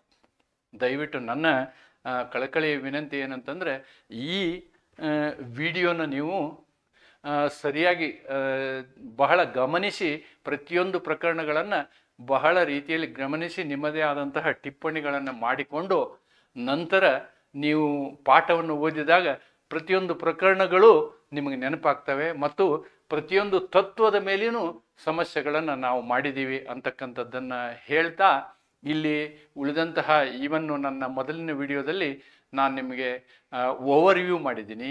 ಈ ವಿಡಿಯೋದಲ್ಲಿ ಸಮಸ್ಯೆಗಳನ್ನು ವಿವರಿಸಿದ್ದೀನಿ.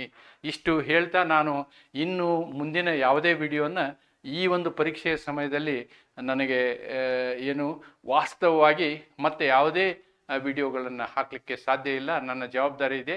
ನಾನು ಇನ್ನೂ ಆಡಳಿತ ಕಾನೂನಿನ ಯೂನಿಟ್ಗಳಲ್ಲಿ ಕೆಲವೊಂದು ಪಠ್ಯಕ್ರಮವನ್ನು ನಾನು ಇನ್ನೂ ಅವುಗಳ ಮೇಲೆ ಪಾಠವನ್ನು ಮಾಡುವಂತಹ ನನಗೆ ಜವಾಬ್ದಾರಿ ಇರೋದ್ರಿಂದ ಅವುಗಳ ಬಗ್ಗೆ ಗಮನ ಹರಿಸ್ತೀನಿ. ಮತ್ತು ನಿಮ್ಮೆಲ್ಲರಿಗೂ ಮತ್ತೊಂದು ಬಾರಿ ನಿಮ್ಮ ಒಂದು ಏನು ಒಳ್ಳೆಯ ಅಭಿಪ್ರಾಯಗಳನ್ನು ತಿಳಿಸಿದ್ದೀರಿ. ಅದರ ಜೊತೆಗೆ ನೀವು ನನಗೆ ಬಹಳಷ್ಟು ನನ್ನ ನ್ಯೂನ್ಯತೆಗಳನ್ನು ಗುರುತಿಸಿ ನೇರವಾಗಿ ನನ್ನ ಹತ್ರ ನೀವು ಚರ್ಚೆ ಮಾಡಿದ್ದೀರಿ. ನನಗೆ ಕಮ್ಯುನಿಟಿನಲ್ಲಿ ಉತ್ತರಗಳನ್ನು ಕೊಟ್ಟಿದ್ದೀರಿ. ಅವೆಲ್ಲವುಗಳನ್ನು ನಾನು ಏನು ಧನಾತ್ಮಕವಾಗಿ ಸ್ವೀಕರಿಸಿ ನನ್ನ ಈ ಒಂದು ಏನು ಕೆಲಸ ಇದೆ ಇದರಲ್ಲಿ ಮುಂದಿನ ದಿನಗಳಲ್ಲಿ ಅವುಗಳನ್ನೆಲ್ಲ ಅಳವಡಿಸ್ಕೊಳ್ತೇನೆ ಅಂತ ಹೇಳ್ತಾ, ಮುಂದೆ ಬರುವಂತಹ ಈ ಲಾ ಆಫ್ ಟಾಟ್ ಅಂತಕ್ಕಂಥ ಪರೀಕ್ಷೆಯಲ್ಲಿ ನಿಮಗೆ ಒಳ್ಳೆಯ ಯಶಸ್ಸು ಸಿಗಲಿ ಅಂಥೇಳಿ ನಿಮಗೆ ಒಂದು ಶುಭ ಹಾರೈಕೆಯನ್ನು ಹೇಳುತ್ತಾ ಇವತ್ತಿನ ಈ ಒಂದು ಪಾಠವನ್ನು ಮುಗಿಸ್ತೇನೆ. ಜೊತೆಗೆ ನಿಮ್ಮ ಒಂದು ಸಮರ್ಥನೆಗೆ ನನ್ನ ಧನ್ಯವಾದಗಳು ಅಂಥೇಳಿ ಈ ಒಂದು ವಿಡಿಯೋನ ಇಲ್ಲಿ ಮುಗಿಸ್ತೀನಿ. ನಮಸ್ಕಾರ. Best of luck for all the exams. Thank you.